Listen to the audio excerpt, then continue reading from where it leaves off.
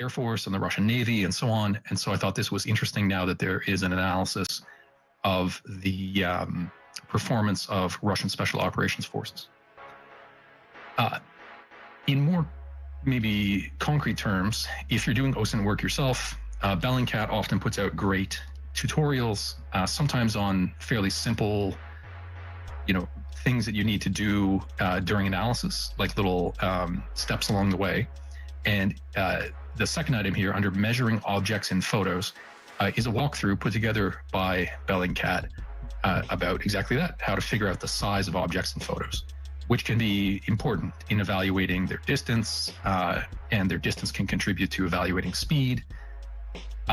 Also, sometimes if you can get the distance of one item, then you can use that as a reference to determine distance of other items. And it's, I'll admit that I don't do a lot of geolocation, but I do one every week or so.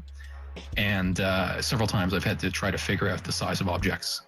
So this might be a helpful walkthrough for you. Every so often, I like to go back to good work that people are doing that might not get a lot of attention. I've referred to this particular thread before. I really do like when people are accumulating lots of information over time and they stick with it consistently. So under the heading espionage here, I've linked to a tweet by the account Velvet Blade, who has been tracking incidents of espionage, both Russian espionage against their European allies, or not allies, excuse me, against those in the nations of Europe, but also some instances of espionage around the world, some allegations of the Russians where they claim that they have caught spies in their territory as well. So this is the only account I'm aware of who's tracking this particular aspect of the war. And there are tons of posts here going back essentially to the beginning. So I think it's a great resource. And what I do is when I find an expert who is dedicated like this, whenever I find a piece of information that relates to the thing they're studying, I send it to them to try to take some of the load off their constant monitoring. And I think that's great. And Velvet Blade is very happy to, give credit to people who flag items to their attention.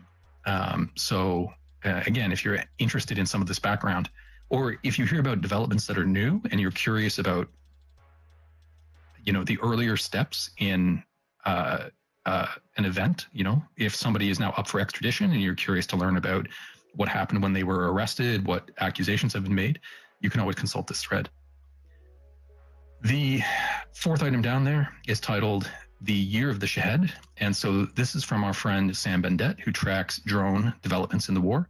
And he contributed to this report by Air Wars, which does good, Air Force analysis. And he was one of several well-known contributors to this report.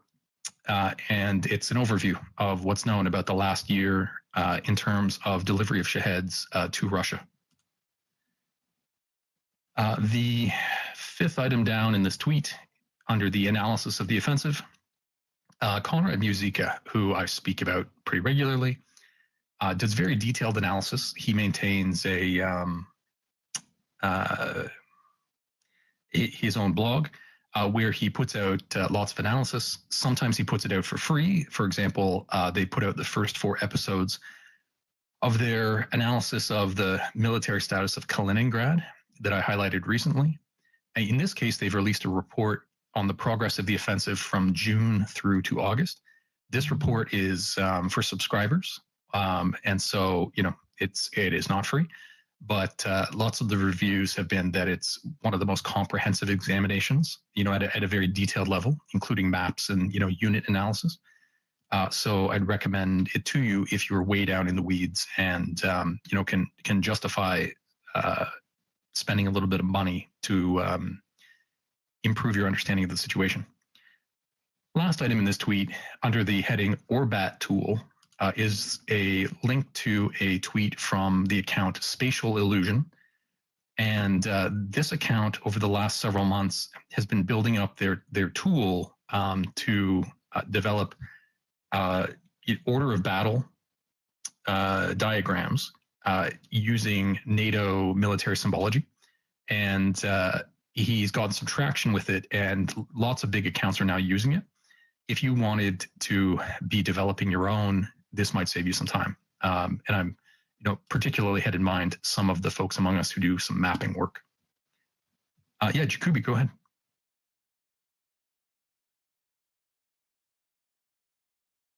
Music report. I had DM'd back and forth with him, and the price that he quotes is very reasonable. And if you either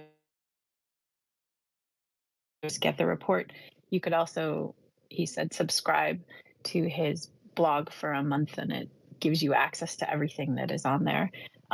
So it's it's a reasonably available source if you want to expend the money, if that's something of interest. Yeah, good to know. I'll admit I hadn't inquired about the price. I think probably the best deal is just to subscribe to his blog in general, and because he puts out so many reports that it's probably worthwhile if you're right into the details. Yeah, go ahead.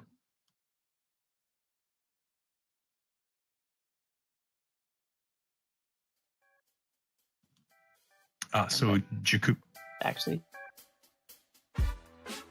sorry for that clash. Jacoby, it sounded like you were muted for a minute.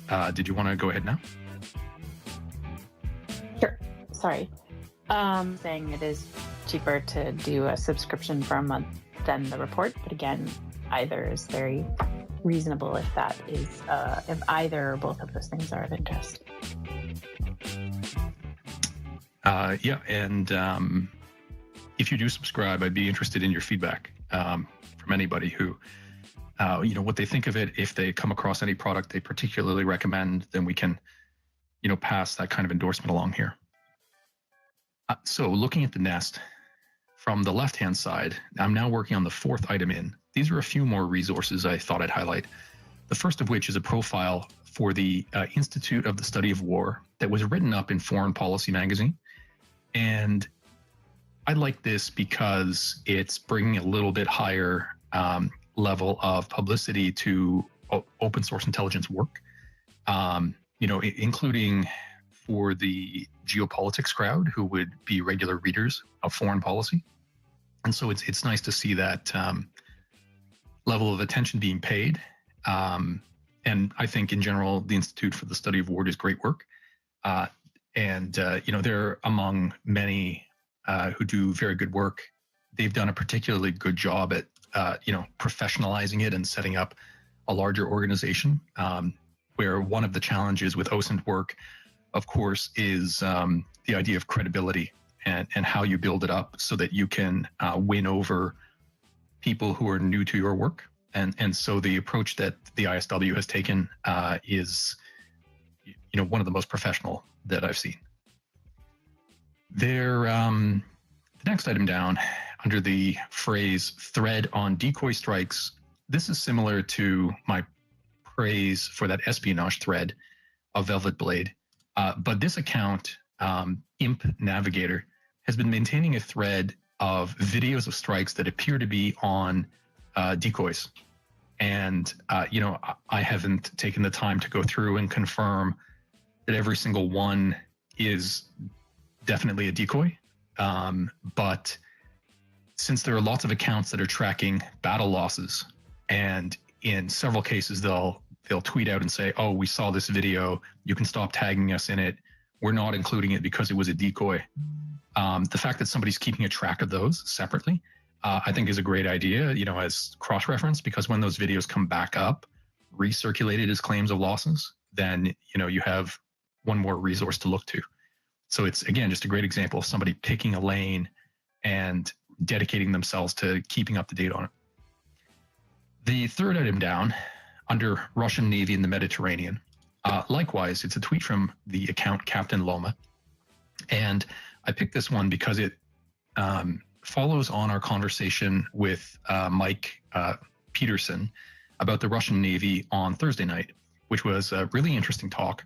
And one of the questions asked of him was about the Russian drawdown of their forces in the Mediterranean whether it was based on just reduced capacity as the war stretches on, or whether it was based on Russia believing there's less need for their forces in the Mediterranean.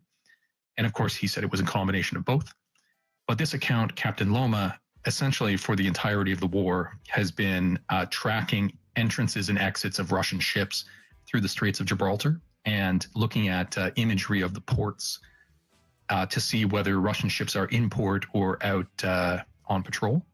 And you can see that 4 different Russian ships left the Mediterranean just in this last period.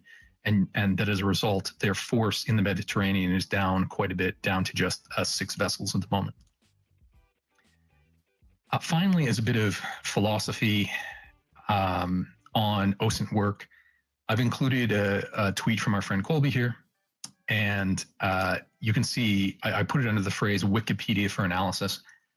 And in his tweet, he says that he's begging people to stop posting takes on weapon systems based on data that they get from Wikipedia. And he goes on to say, well, Wikipedia can be a great reference if you're already pretty familiar with how these systems actually work. And if you're just looking up some fact that you don't have the top of your mind. But it's not uncommon. I think at least once a week, I see people who do big analysis threads where they base the foundation of their analysis on some detail that they draw apparently only from Wikipedia without looking into other sources. And so I appreciate the frustration that Colby has as a result, and I share it. And so I just thought this would be a good item to highlight to you all about if you want to launch into the world of analysis. I fully encourage you to, but do a little bit deeper digging. And if there are some facts that you're looking for that you've found on Wikipedia but you can't source anywhere else, that might be a red flag. And if you're working on this kind of analysis, let me know. And having looked at the work of many good folks here for months and months, I can probably direct you to somebody to say, hey, if you want to bounce ideas off this person as a bit of an editor, here's who to reach out to. Okay, so in the nest, moving along to the third item from the left, a couple of cool examples. I'll just speak to them quickly. Here was another example of the use of this tool called, I believe it's called Cambridge Pixel. It's in the tweet from Radio and Nukes here, where he noted that a Russian ship had gone back into the port of Sevastopol with one of their Tor air defense systems strapped to its deck. And this had been noted a while ago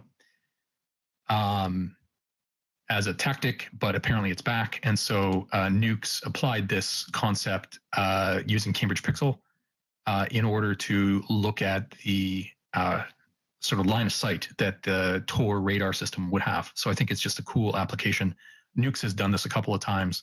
And I would encourage, Nukes does great work in general. Cambridge Pixel is a tool that's generally available. Lots of people could be doing this sort of work. So I would encourage you to just, if it interests you, grab the tool and start playing with it. And as you develop some expertise, you could probably be doing some really cool analysis, sort of like Nukes does.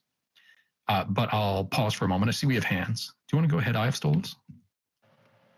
Yeah, I was just going to note regarding the whole looking on Wikipedia for information on weapon systems.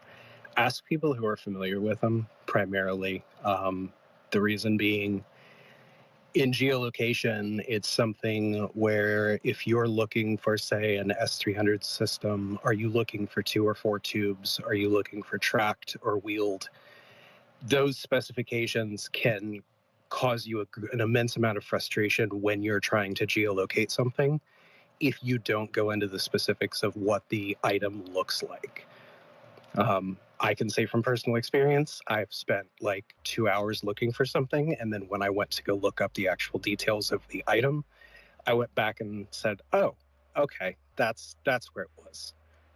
But just a note on that, in addition to finding sources, also just ask people. Most people in the military who are giving information about an opponent's system that's actually done the study on that system They are great sources of information. You can also go find spec sheets from export markets, what they state the system can do, or what they state the system looks like. And that is an additional source of information, just as a note, and I'll stop with my rambling. I appreciate that. And what I'll say is, because, plenty of times I've encouraged people, if you have a question, you can always just ask. And you can do that by just tweeting out to your followers. If you're a newer account and you don't have a lot of followers yet, I'd encourage you to just DM people, because a lot of people, are surprisingly open to responding, particularly if they see that you're working carefully at something. And it's in that way that you also build the relationships. And so, when I say ask, for example, we've built up some big DM groups of people who do work in different areas. And so it's super common for lots of accounts here to reach out to these DM groups. And if you're new, you can get the attention of people who are already doing the work. And in that way, if you can demonstrate that you're good at it and you're going to keep working away at it, you might get invited into these groups that then make the whole process that much smoother as well. And so jumping back into the updates, the next item was actually about geolocation. So again, I'm working from the third item from the left under the heading examples. And Stolas just noted, speak to military experts if you're trying to ID pieces of equipment and the like. But I'll note a lot of the focus on geolocation, if you're just following the war on Ukraine, relates to systems, and it might relate to, big terrain features. But there are lots of types of geolocation that don't rely on those big details and rely on, smaller details. So this second item down under examples, it's a tweet from Cyber Detective, and it shows a geolocation challenge that an account put up where they just took a photo of themselves in a random elevator and said, hey, figure out where I am. And if you were to click on the link through to Medium, there's a breakdown of how this individual did the geolocation by looking at like elevator models and logos for hotel chains and those sorts of things. And that by looking at the number of floors in a building, they can see, oh, it's this hotel chain. They have locations in these places. How many stories do each of their buildings have? And that was enough in this case to narrow it down to a single building. Which is a cool example. Or if we get to it down the road, there was a photo released of the Russian General Surovikin, who may have been relieved of command. And it was just him walking through a parking lot with his wife and a couple of trees in the background. And that was about it. And they managed to geolocate him, which is, pretty funny. And they do it based on the particular shape and curve of the trees, but then also inferring things about, oh, he's been released. He's in Moscow. He's probably in a neighborhood near his home. If there's a parking lot, with these features, it's probably a restaurant or a club. So you look in a neighborhood at the restaurants and clubs, then you look at the trees in the background. So, there are lots of ways to do it, and you don't have to be a military expert in order to walk through these things. The next item down under examples is under the phrasing adding to ACARS tracking, and it's from our friend, the Bald Geek, who we interviewed 3 or 4 months back. And he has a project ongoing where he's building up a website to track the transmission of ACARS messages, which are an alternative to ADSB, where ADSB provides, altitude and direction of flight. ACARS provides a lot more varied data, including, if the plane's having a problem, if they're changing their ultimate destination, that can be transmitted via ACARS. So it can provide some interesting insight. And when we interviewed the Bald Geek, he explained that he needs local people to access various transmissions, because some of them are by radio, some of them are by satellite systems, and he wants to get global coverage.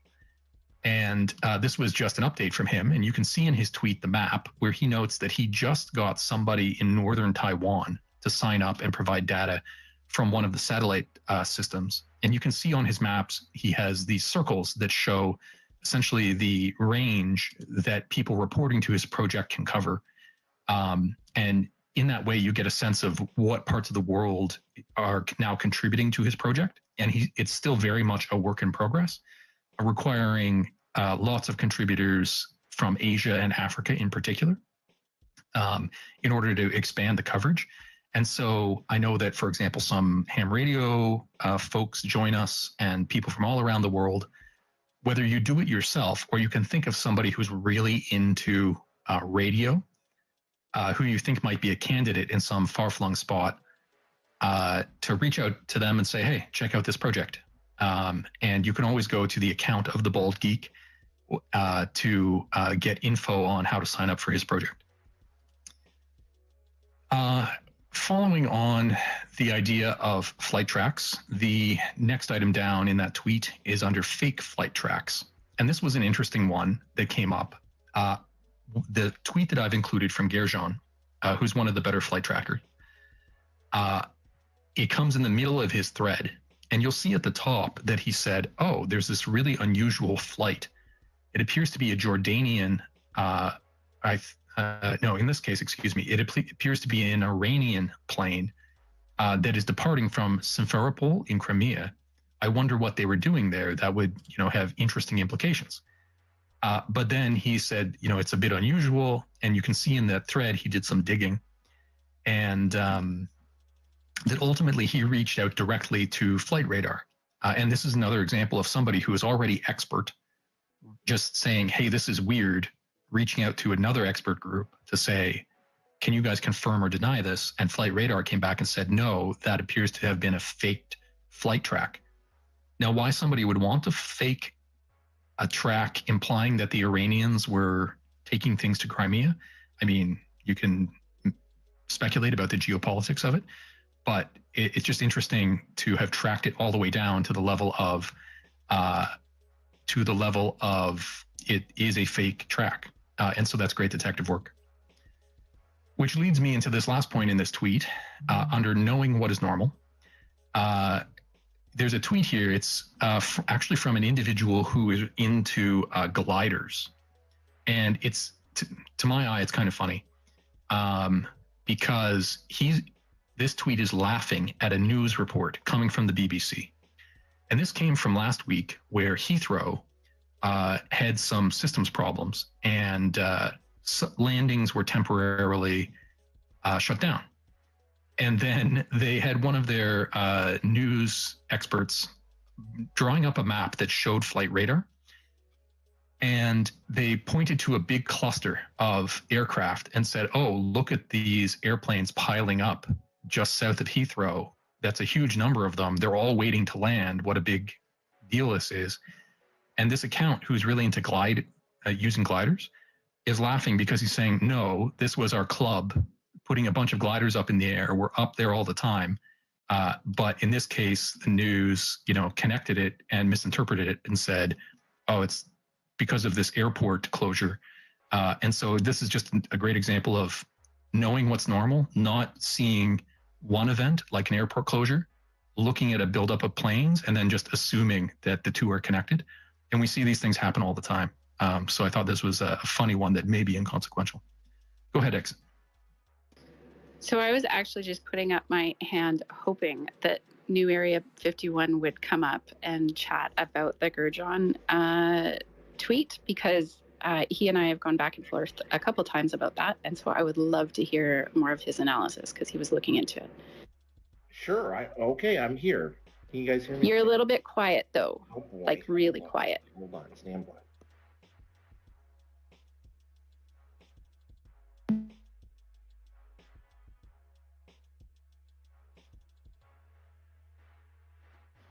Okay, how's this?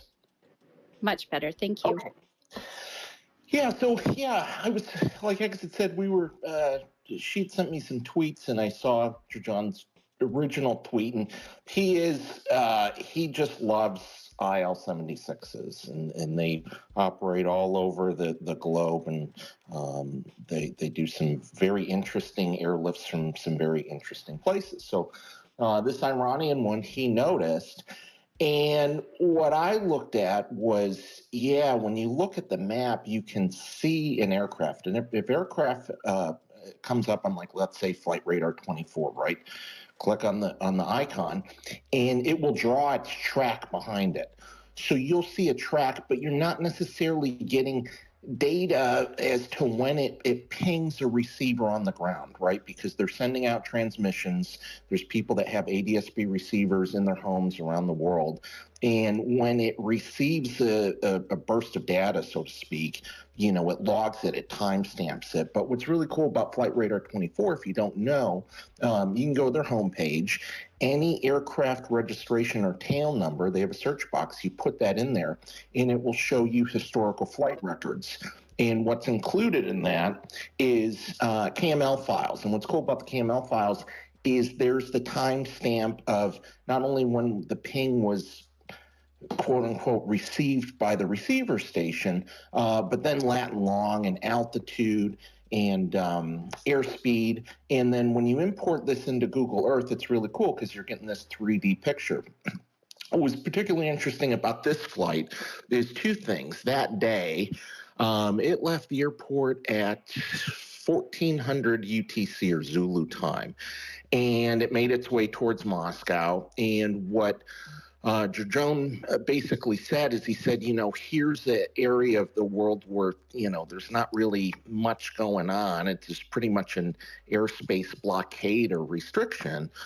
This thing's putting out perfect tracks, meaning there's a bunch of receivers on the ground in this, quote unquote war zone, and it's receiving perfect tracks. And then it gets up to about Moscow, or just south of there, and it was that last ping was at 34,000 feet, and it just disappears. And it's like, well, okay, based on other aircraft we have flying around in Moscow where it's not, a war zone, you got a bunch of commercial airliner flights, they're tracking relatively fine. So looking at that, that was suspicious in one circumstance. Another circumstance is when you zoom in on the KML track with the timestamps, there's some weird gaps there. If it was perfectly tracking, you would see consistent timestamps. And as it's climbing out of the airport, it's missing some timestamps that should be there. And also what I noticed too is there was two flights recorded on that day right over that airport. And then the first one was, I want to say it was about 2 hours before, about 1200 UTC. It was interesting about that. It was a very short track. It started at 1223 UTC, and it was pinging just fine. And the aircraft wasn't climbing or descending, and it was at 16,000 feet, and it just heads off into the Black Sea. So you take those two things and you look at them if you really want to get into this, and you can draw a conclusion by yourself relatively quickly without knowing a lot about aviation as to, hey, something's not right here. And it's interesting hearing Sorry hearing for those rambling details. on there. Oh, yeah, no worries. It's interesting hearing those details because I had mentioned, you can draw your own speculation about the geopolitical motivations to fake a track like this. But then, looking at the fake track having some gaps in the data, you also can infer things about, oh, well, maybe the person who faked the track is not an expert at anticipating how to produce a really high quality fake track. Right. So they may be a data expert, but just not their specialties is not in the ADSB realm. Right. So I mean, you can't identify who it is, but you can still infer some things about their level of knowledge of the systems. Well, sorry, go ahead. Well, why don't you go ahead, Area 51, then we'll go to exit. Okay, just real quickly, two things. One was what I thought was interesting too with that tweet about Flight Radar 24 responding to John, basically saying, yeah, we've identified, potentially a bad player in our network and we've isolated them from our network.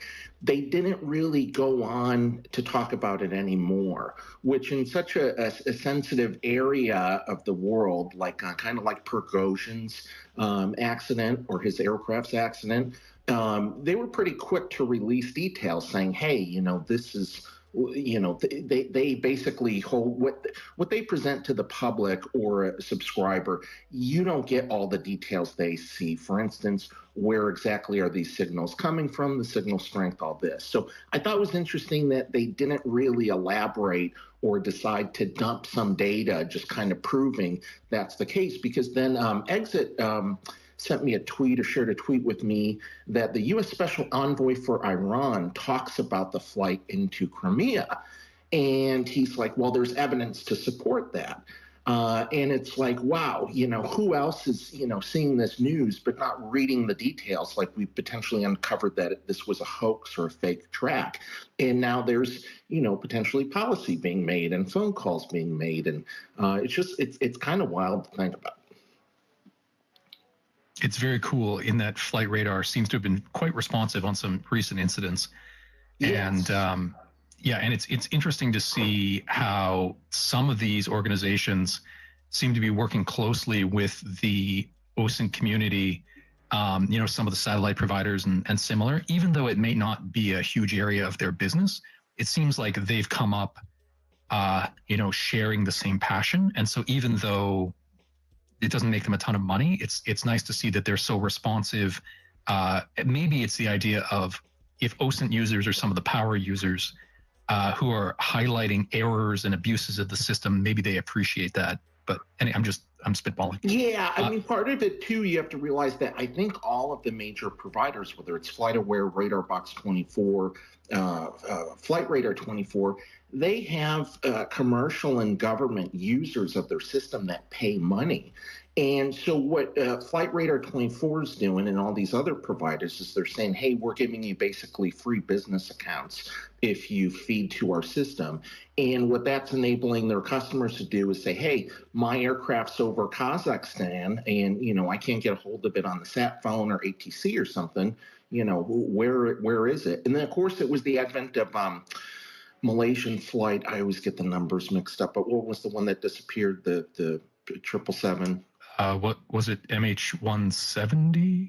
The numbers. One of them, the ones that they've never found, and it's like, boy, we were so close to we're just only a few years away where networks like what the Ball Geek set up, this 8Cars network, where it relies on satellite relay, that if that unfortunate flight would have taken place, let's say in the past 3 years, we probably would have had a lot better understanding of where it went to and position data and things like that. So I think they try to provide a service and be interactive with their feeders, because in return it's making them look good for their customers and giving more data to present to their customers. Right. And I saw the thumbs down, so I'm sure I got the flight number wrong, but I'll be corrected in a moment. We have a couple of hands, so I'm going to go to Exit as co-host, then to Jane, and then to Nukes. Go ahead, Exit. Area 51 covered pretty much everything. The only thing that I wanted to point out there is that in that Gurjan thread, there's a couple of other questions he kind of raises about other flights and other names of flights and things like that. And it is just makes you wonder, obviously Flight Radar 24 understands that they were getting some bad data from this particular supplier, but there may be other information and other data that came from that particular site that they probably are going back now and trying to recreate or double check all of those things. But there might be other things that we have pulled up as a community and tried to keep an eye on. And it kind of calls into question a lot of the other analysis and other flights that maybe people are keeping an eye on. It might be worth going back, especially if you have tracked flights that are particularly related to this conflict and are particularly damaging to Russia and Iran, because that was the two targets in this particular flight track. It might be worth going back and looking at some of those other flight tracks to see if there are some similar pieces of information that you can pull out pointing to the fact that maybe those flights were less accurate than we all thought they were at the same time. It would be very interesting to learn more, because I suspect that if you've signed up as a data provider for Flight Radar 24 or similar, and you're intentionally providing bad data, that probably violates the terms of service, potentially in a way that might conflict with US laws on illegal access to, electronic communication systems. So I wonder if this potentially becomes a law enforcement matter, particularly if we can infer that there might be geopolitical motivations, like literal influence attempts from other states. And so, when we hear, oh, well, we didn't hear, other than Flight Radar 24 saying it's not real, we haven't heard much more on it. I partly wonder whether there might actually be investigations into it. But it'll be interesting if anything ever comes of that. Jane, did you want to go ahead? Yeah, I guess I just have sort of a little bit of a larger question to ask here. Something that at least came to mind when Mike Peterson was talking about the maritime environment, and this is even more of an issue with aviation. There is so much more access to flight data, be it good, bad, indifferent, faked, not faked, whatever, that I guess the question becomes one of how do you, if you are on the battlefield, extract what is the real deal versus what's not? If your adversary, say it, be Russia, Ukraine, or any adversary, gets to be really wanting to play games about this, and the point you brought up about the flight into Iran, or faked flight, is a very good one. But I think there's got to be so much more data out there that it's got to get to be difficult to really sort through the good from the bad. Yeah, thanks for that. We'll go to Nukes and then Area 51. Go ahead, Nukes. Yeah, so I just wanted to speak to kind of the technical aspects there. I've been feeding Flight Radar since it came out, Flight Radar 24, and then when ADSB Exchange came out, I redid everything to feed them as well as Flight Radar, and I've fed others. Currently not doing it today because my Raspberry Pi fried in the superheat in the outdoor box, so waiting for it to cool off, but anyway, besides the point.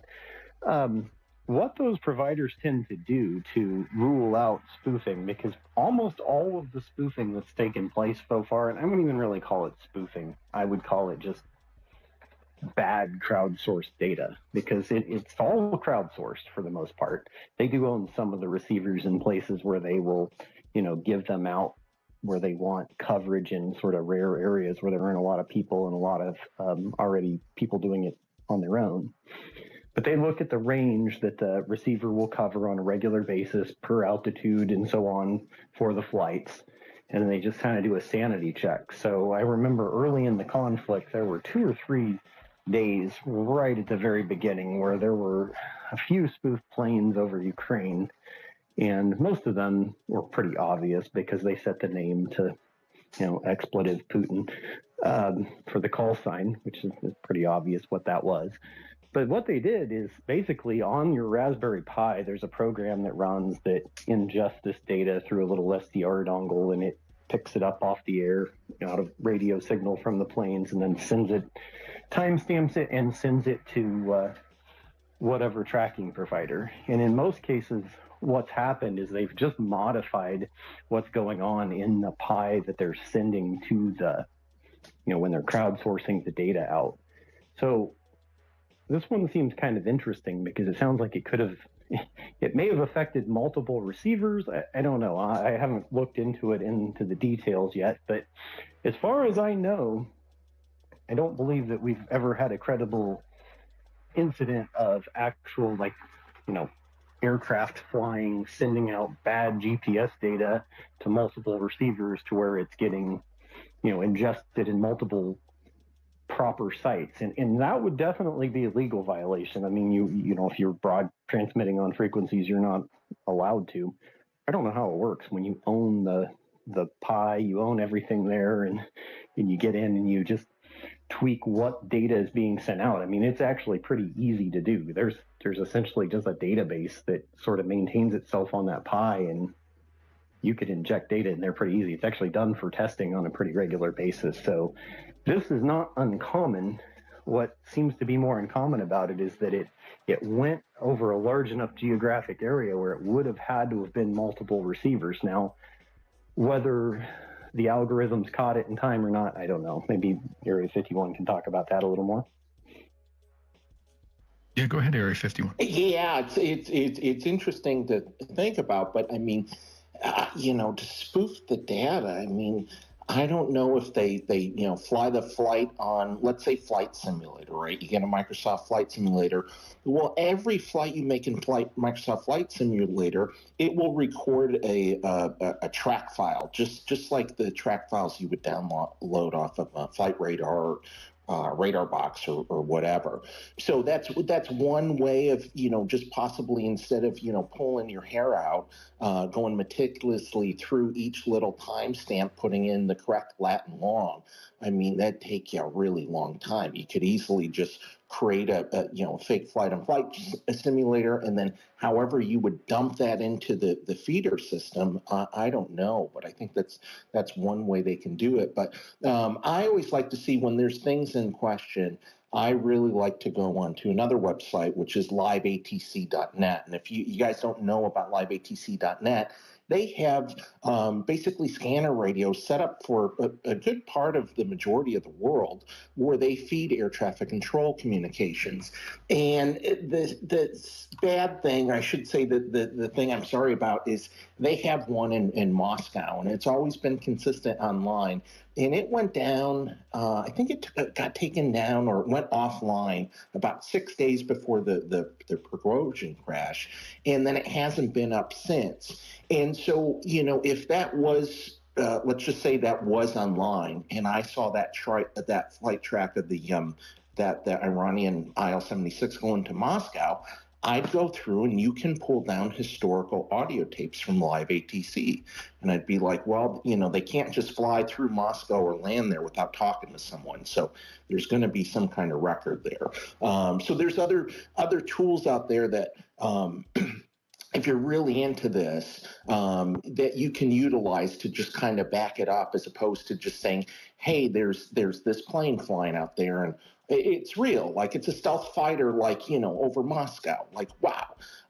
And I'll give you a prime example. There's down in the Gulf, they operate P-8s doing maritime patrols along the Strait of Hormuz and all of that. And they had an incident, I think Radio Nuke saw this. It was, I want to say, back in July, where some of these military operators will, in fact, use fake hex codes. So they're really out there flying, but they're broadcasting themselves as, like, let's say, a Gulfstream jet. Well, one of these U.S. Navy P-8s took off out of Bahrain, and they plugged in a B-52 hex code. And it probably was unbeknownst to them. They didn't know, or they typed in a wrong digit, and it showed up as a B-52. And then all of a sudden, there's all these tweets going out saying there's B-52s flying along the low level along the Iranian shores.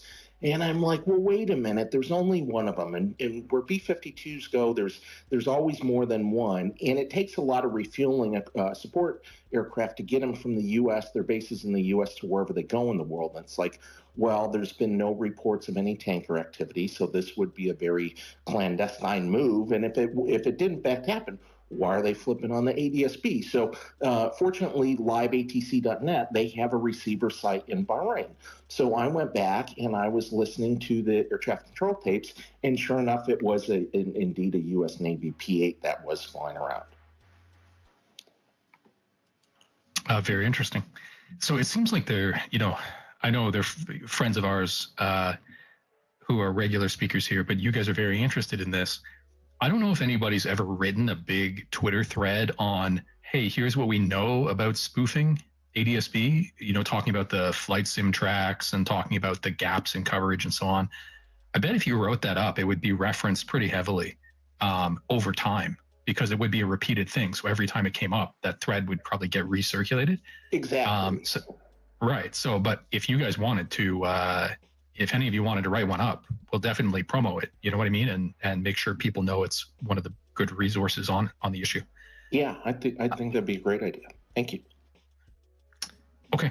All right. I don't see any other hands. So I'll just note that that the second item in the nest, I've grouped together, some good news about friends of ours. Regular listeners might understand that our approach to fundraisers is not to say, hey guys, there's a fundraiser going on, here's the link, give them money. Our approach is, if people are doing good work, then they can come and talk to us about the good work that they're doing. And that will often allow us to learn what they are doing, sort of the context that all of their work fits within, which I think is helpful to everybody. And we usually don't say, hey, donate to them, but we do say, look, these people are doing good work and they're running a fundraiser. So, consider what you want to do with that. The reason we take that approach is because running fundraisers has caused lots of complications for people here on Twitter. But there are people doing great work. So we do like to highlight the good work that they are doing to that end. The second item up in the nest is progress from some friends of ours. I just wanted to highlight that Constantine had been running a fundraiser for Liberty Ukraine that just finished. They were successful. Wanted to say that's great news. Congratulations to them. I wanted to also note that we're trying to reach out and build some ties with some of the folks who are doing demining work in Ukraine. So 2 weeks ago, we had a conversation with Ryan Hendrickson, who runs the organization Tip of the Spear. And you'll see in that tweet that his fundraiser closed a little over a week ago, and they used the funds to purchase their metal detectors. And so this is, just a proof of, hey, here's the equipment we got with it.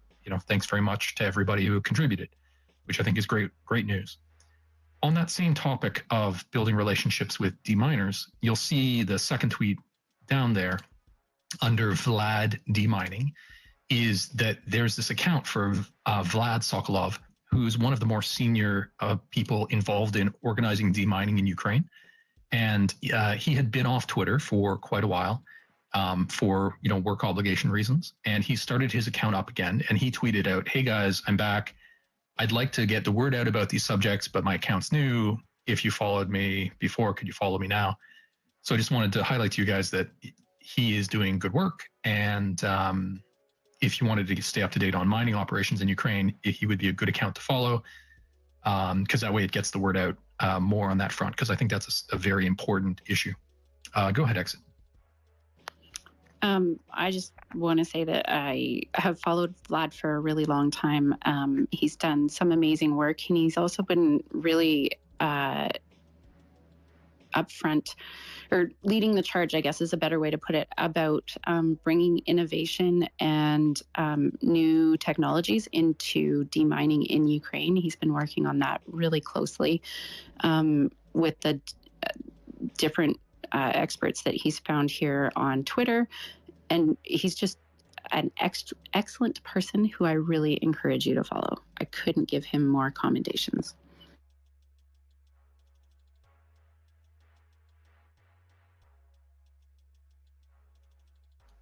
Well, that's quite an endorsement. I was just putting some material up in the nest for our next section. So once again, do go have a look at the work that Vlad's doing. Okay, so we spent a little bit more time on sort of those examples and resources than I had expected, but that's sometimes on the weeks where we don't have a guest. I appreciate that we can do that, because we are interested in open source, which isn't just the events in the war. It's the methods by which we come to learn things. And I think it's important to talk about those things as well.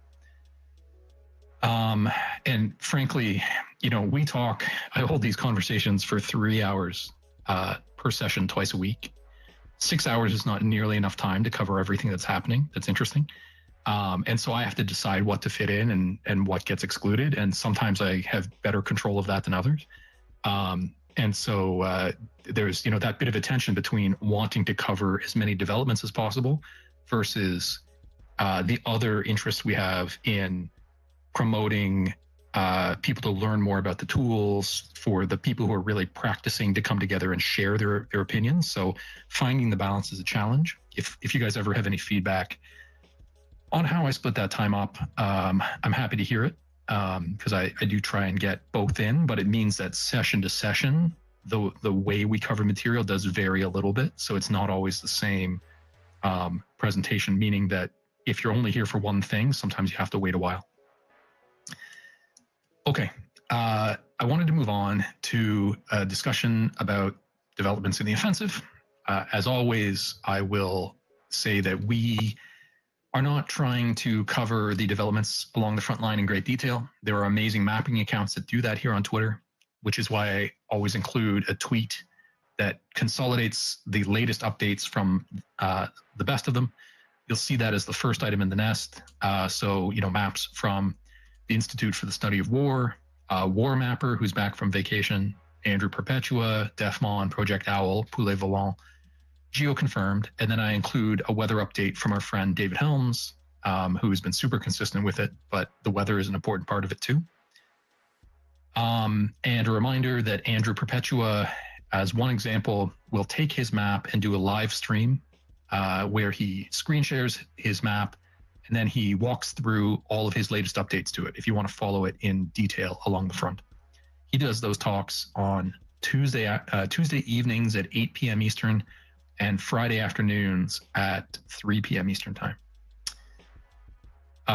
Okay, and so generally what I won't try to cover, since it's not the minute detail, I'm just trying to talk about the most significant changes, but then also things that are happening maybe more at the political level, or trends, analytical threads that look at trends that may come to affect the battlefield in the next several weeks. That's kind of the space and time where I'm focusing the analysis. And so the second item in the nest is an overview thread that Defmon put together that probably does a better job than I will do in speaking to it. So I'd encourage you to look at that. But he runs along the front all the major points where there's significant movement. I'll break down a few of these as we head along with some other sources besides Defmon, so that you can get some original sourcing. But in general, the overview is that there is slow but steady progress along the front on many points. Most of the focus is in the Robotin, Verbov, Prokopivka area. But there are, significant developments on several fronts. And that the Russians are still pushing, in the northeast, in the Luhansk, sort of the Svatov, Lyman, Kupiansk region. But again, slow progress from them there. So the Ukrainians making slow but steady progress, the Russians pushing but not making very much progress. The third item back speaks to continued advance by the Ukrainians toward Novoprokopivka, and it's a tweet from Tom Bike. And Tom does a lot of geo location type work, and he'll mix in looking at firms data with optical imagery, looking at fires. This is just one of his tweets from 2 days ago, looking at fires north of that village, which is one of the next major ones that the Ukrainians will likely push to capture.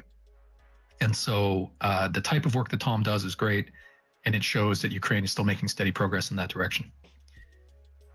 There weren't too many updates regarding continued Ukrainian progress to push through the breach to the west of Verbov.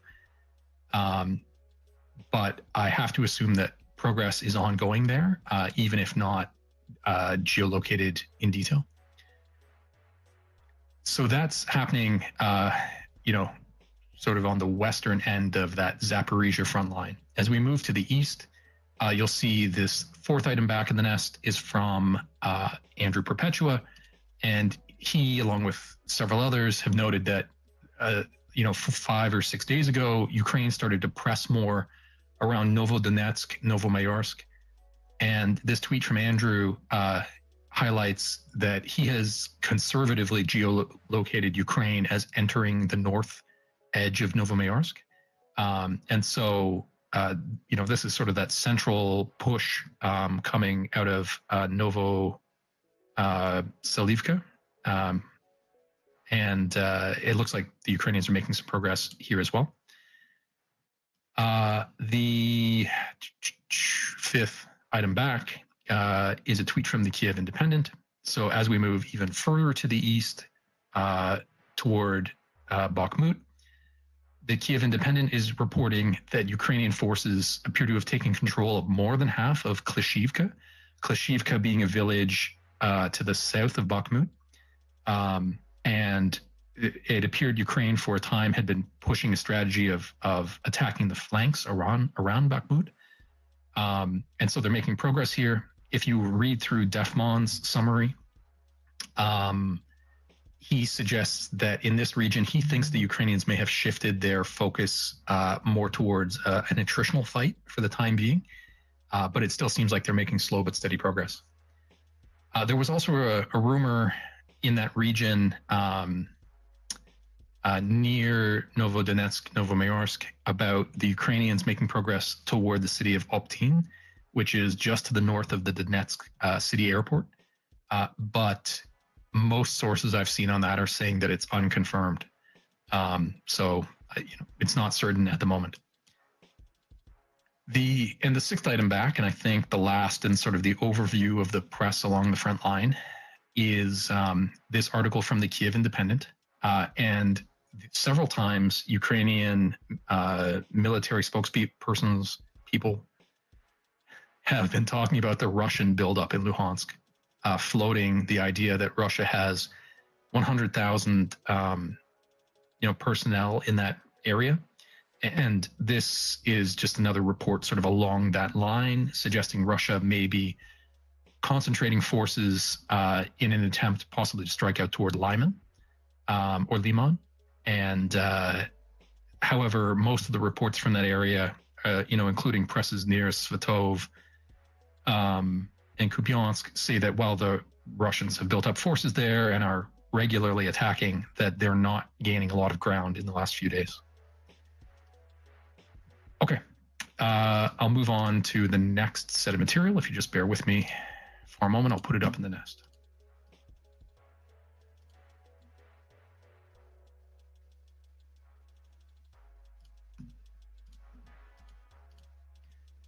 So these items are sort of general things that are happening along the front or in connection with the fighting that may have significant impact, but are not literally things that are happening on the front. The first of which come up in just a moment, that talks about tunnels. Just one moment. Okay, it should be up in the nest in a second. So that first tweet is from Defmon, and he's passing along a video that he found where Ukrainian forces have walked through newly captured tunnel systems. And there was some indication of this, I think I mentioned it briefly on Thursday, where there were reports of tunneling, the scope of the tunnels, how significant they are, how much they're slowing down the Ukrainians isn't entirely clear. But if you watch the video, you can see the nature of them. They seem fairly sophisticated. They seem large, if not, extensive or comprehensive.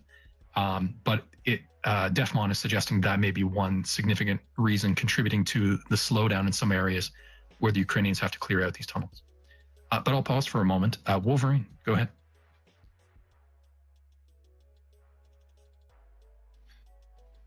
Thanks. Yeah. So one thing I was just going to go back to when you're talking about Uppentine, I just put something up in the nest that was actually posted by, I don't remember where it went now. Maybe it didn't post. Yeah. Anyways. No, so it's there. It's the fifth item back. I just put my next block in front of it because I didn't notice it. But okay, gotcha. Yeah. Oh, that's actually farther back. Okay, yeah. So now this, with all the fighting that's going on and stuff like that, when the Ukrainians did their first offensive back last year in September timeframe, they actually gotten their forces all the way down to Vassel, which is like literally just north of it's like a railroad station, railroad tracks, and it's just north of Donetsk city. So the Ukrainians have been operating there a lot. Now, with what's happening now is the Russians are now starting to pull more and more forces to reinforce the southern flank. Reports of obviously, the VDV, the 76th brigade or division, and there's a whole slew of other units that are being sent there. So what could be happening is that depending on where these specific units are at, the Ukrainians could actually be using that to their defense, because if they're just pulling units out and not backfilling them like right away, or even if they're taking the time and doing it slowly, what that does is that actually gives the Ukrainians an opportunity to push forward, because that's actually a chaotic time trying to do what we call a RIP, and basically changing of units in an area, and it can be very confusing, chaotic during combat operations. So I think they could be actually using this opportunity to actually push forward in these certain areas, because obviously they're going to see on the ground where they're at what areas they're going to be able to tell us, like, hey, we're getting less artillery here, we're seeing less infantry, we're just seeing less of everything. So with them being around that whole area from down in Avdiivka, Marinka, all the way up to Bakhmut itself, and then having been down in Vassal and fighting that whole area, it is quite possible that because of withdrawal of the troops in that area, that they could actually be using that third to their advantage and pushing on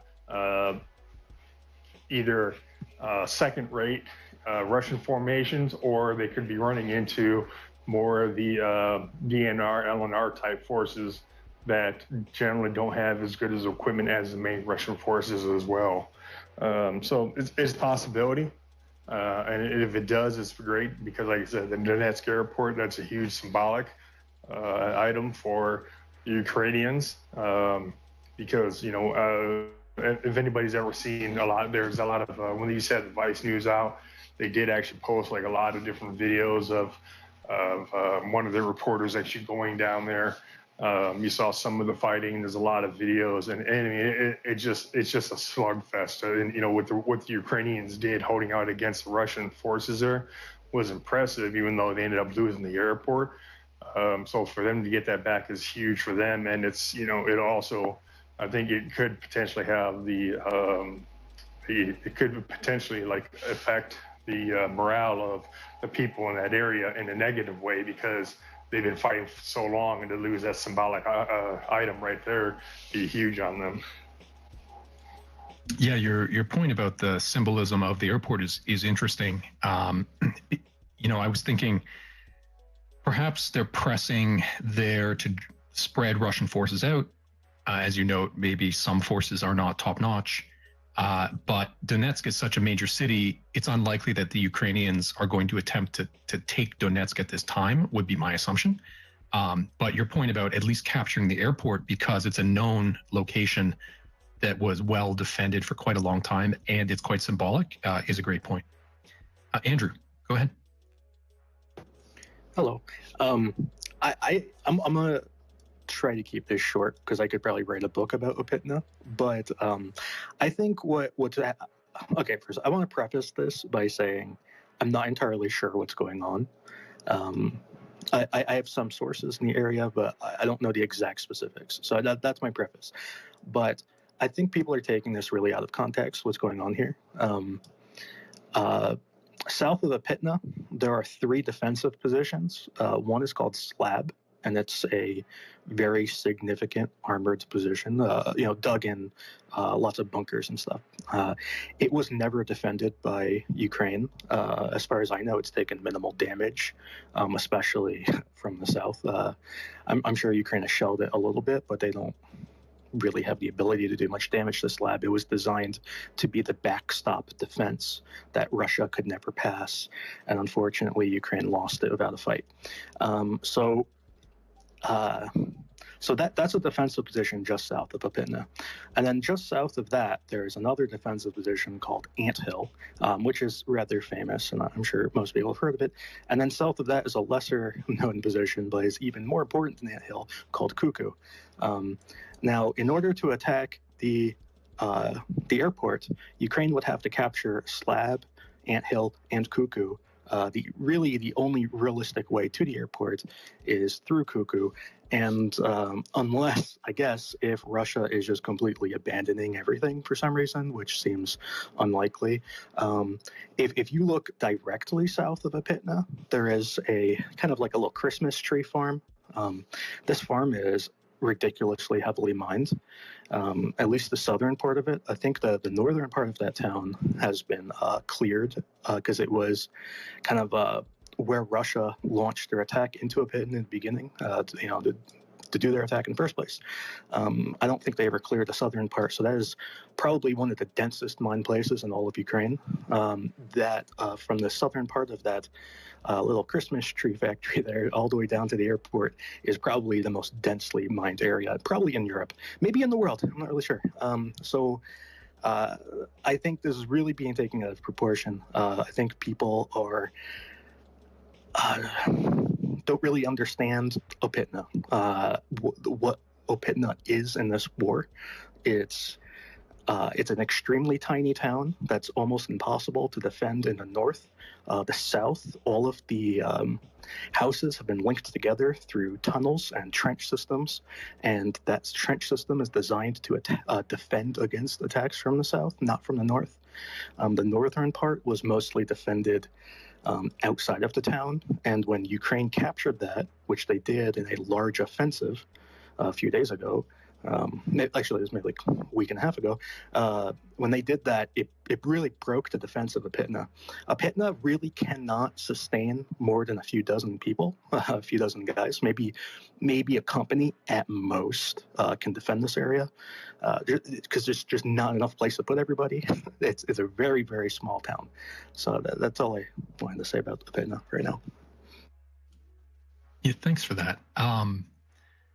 So I don't know if they're connected. Do you think that the press along the Novodonetsk, Novomayorsk region is because the Ukrainians are actually prioritizing, trying to, make progress here? Or do you think it's, to just put pressure along the Russian line so they have to, they have more of a dilemma in determining where to allocate troops?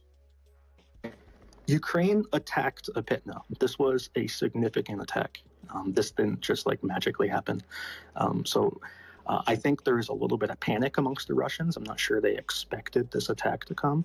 I'm not really sure what Ukraine's ultimate goal is here. I don't know if they want to continue attacking south or if they just wanted to take back Opitna. Opitna is a very good place to defend, especially if you can take back Slab. Slab would be a fantastic defensive point. It was really supposed to be the backstop. It was supposed to be the furthest Russia could ever advance, and they lost without a fight.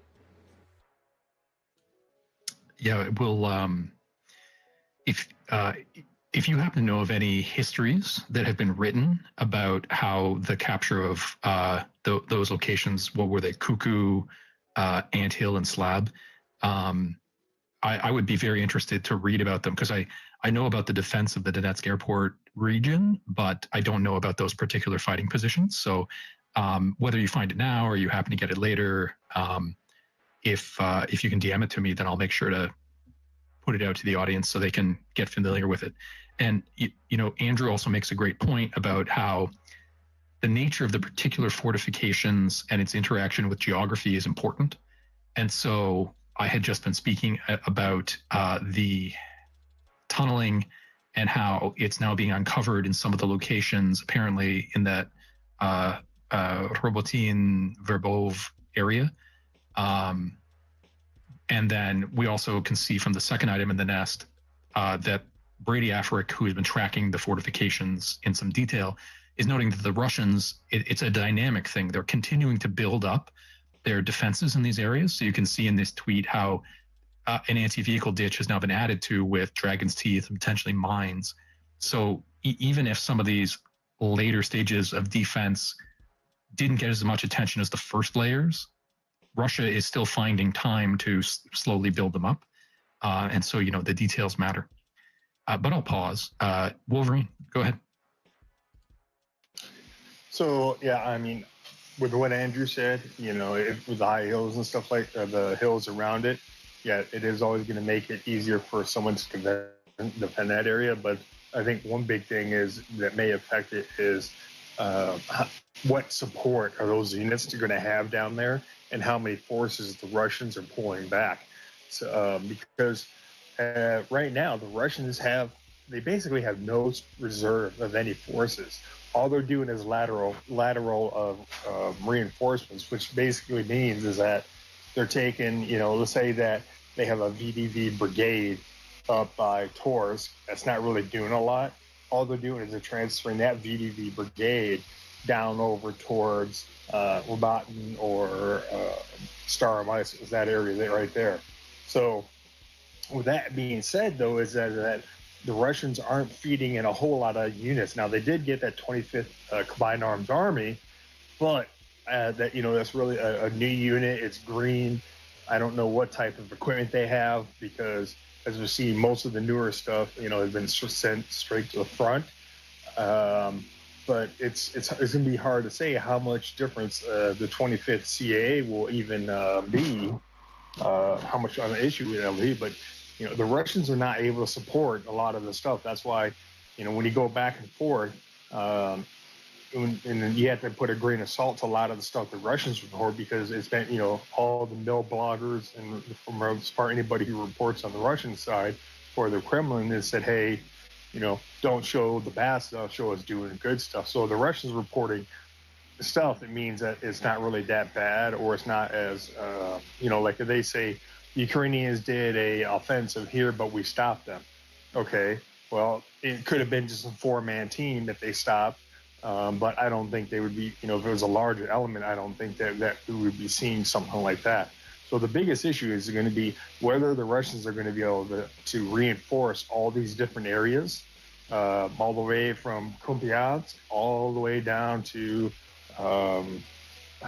where's the farthest down now, by the Antonovsky Bridge? That's a huge sector that the Russians are having to cover, and they just don't have the decent reinforcements, and they don't have a good rotation of their troops there. I mean, if you go out there, you're still going to find whole brigades and divisions who probably have been out there fighting for the whole time. I mean, at least like even in Vietnam, the U.S., we did a year, and then we would pull a unit out where they reinforced it. But you're seeing just, whole units, and these units are just being annihilated, and you're getting a brigade that would say, let's say it has 900 personnel. There's probably higher than that. They're reduced to 40-50% of their combat power, and that's just personnel wise. So it's on paper it's saying a brigade, but in actuality it may just be 2 battalions. And if I remember correctly, the 35th CAA actually had that issue. It's the 35th CAA, but they have like one full division and 1 or 2 brigades that are actually fighting there without reinforcements. So I think that's going to play a bigger issue to determine what Ukraine is going to be able to do up by Donetsk city. I don't know, they won't be able to take the city just because there's too many people there. That's going to be a long haul type thing, but the airport is a little bit different. Well, in flowing from that idea Andrew mentioned about the Russians perhaps panicking a little bit, not having expected this attack, I don't have any insight into Russian reinforcement level, but obviously there would be some irony if the Ukrainians, largely by surprise, were able to recapture some of those defensive positions, with minimal fighting. The symmetry of it would be, a nice thing to appreciate. But of course, I don't know how likely that is. So we'll just have to keep our eyes on the map. And, based on Andrew's comments, you can tell that he's paying amazingly close attention. So his and some of the maps of these other great folks like Defmon would probably be the first places to look for any new developments. Yeah, Wolverine, go ahead. So the one thing I did mention, and Andrew brought it up, and it was actually, I'm glad he did, is lots of times, because Andrew mentioned the hills around there. Lots of times when people look at maps, they don't actually take into consideration the terrain. They're just looking at it and say, oh, there's a city there. If people want to look at, get maps that they actually show the terrain, like our maps from the military will show like how high a hill is and the elevation or something like that. That's something that people sometimes, not saying people in combat, but it's as an average person, because looking at a map and actually be able to determine, where the hills are at and how high the hills are, the different draws, the fingers off the hills, ravines, stream beds, and stuff like that. That'll actually kind of help people understand a little bit more. It's like, because when you're looking at a map, you're just looking at a piece of paper.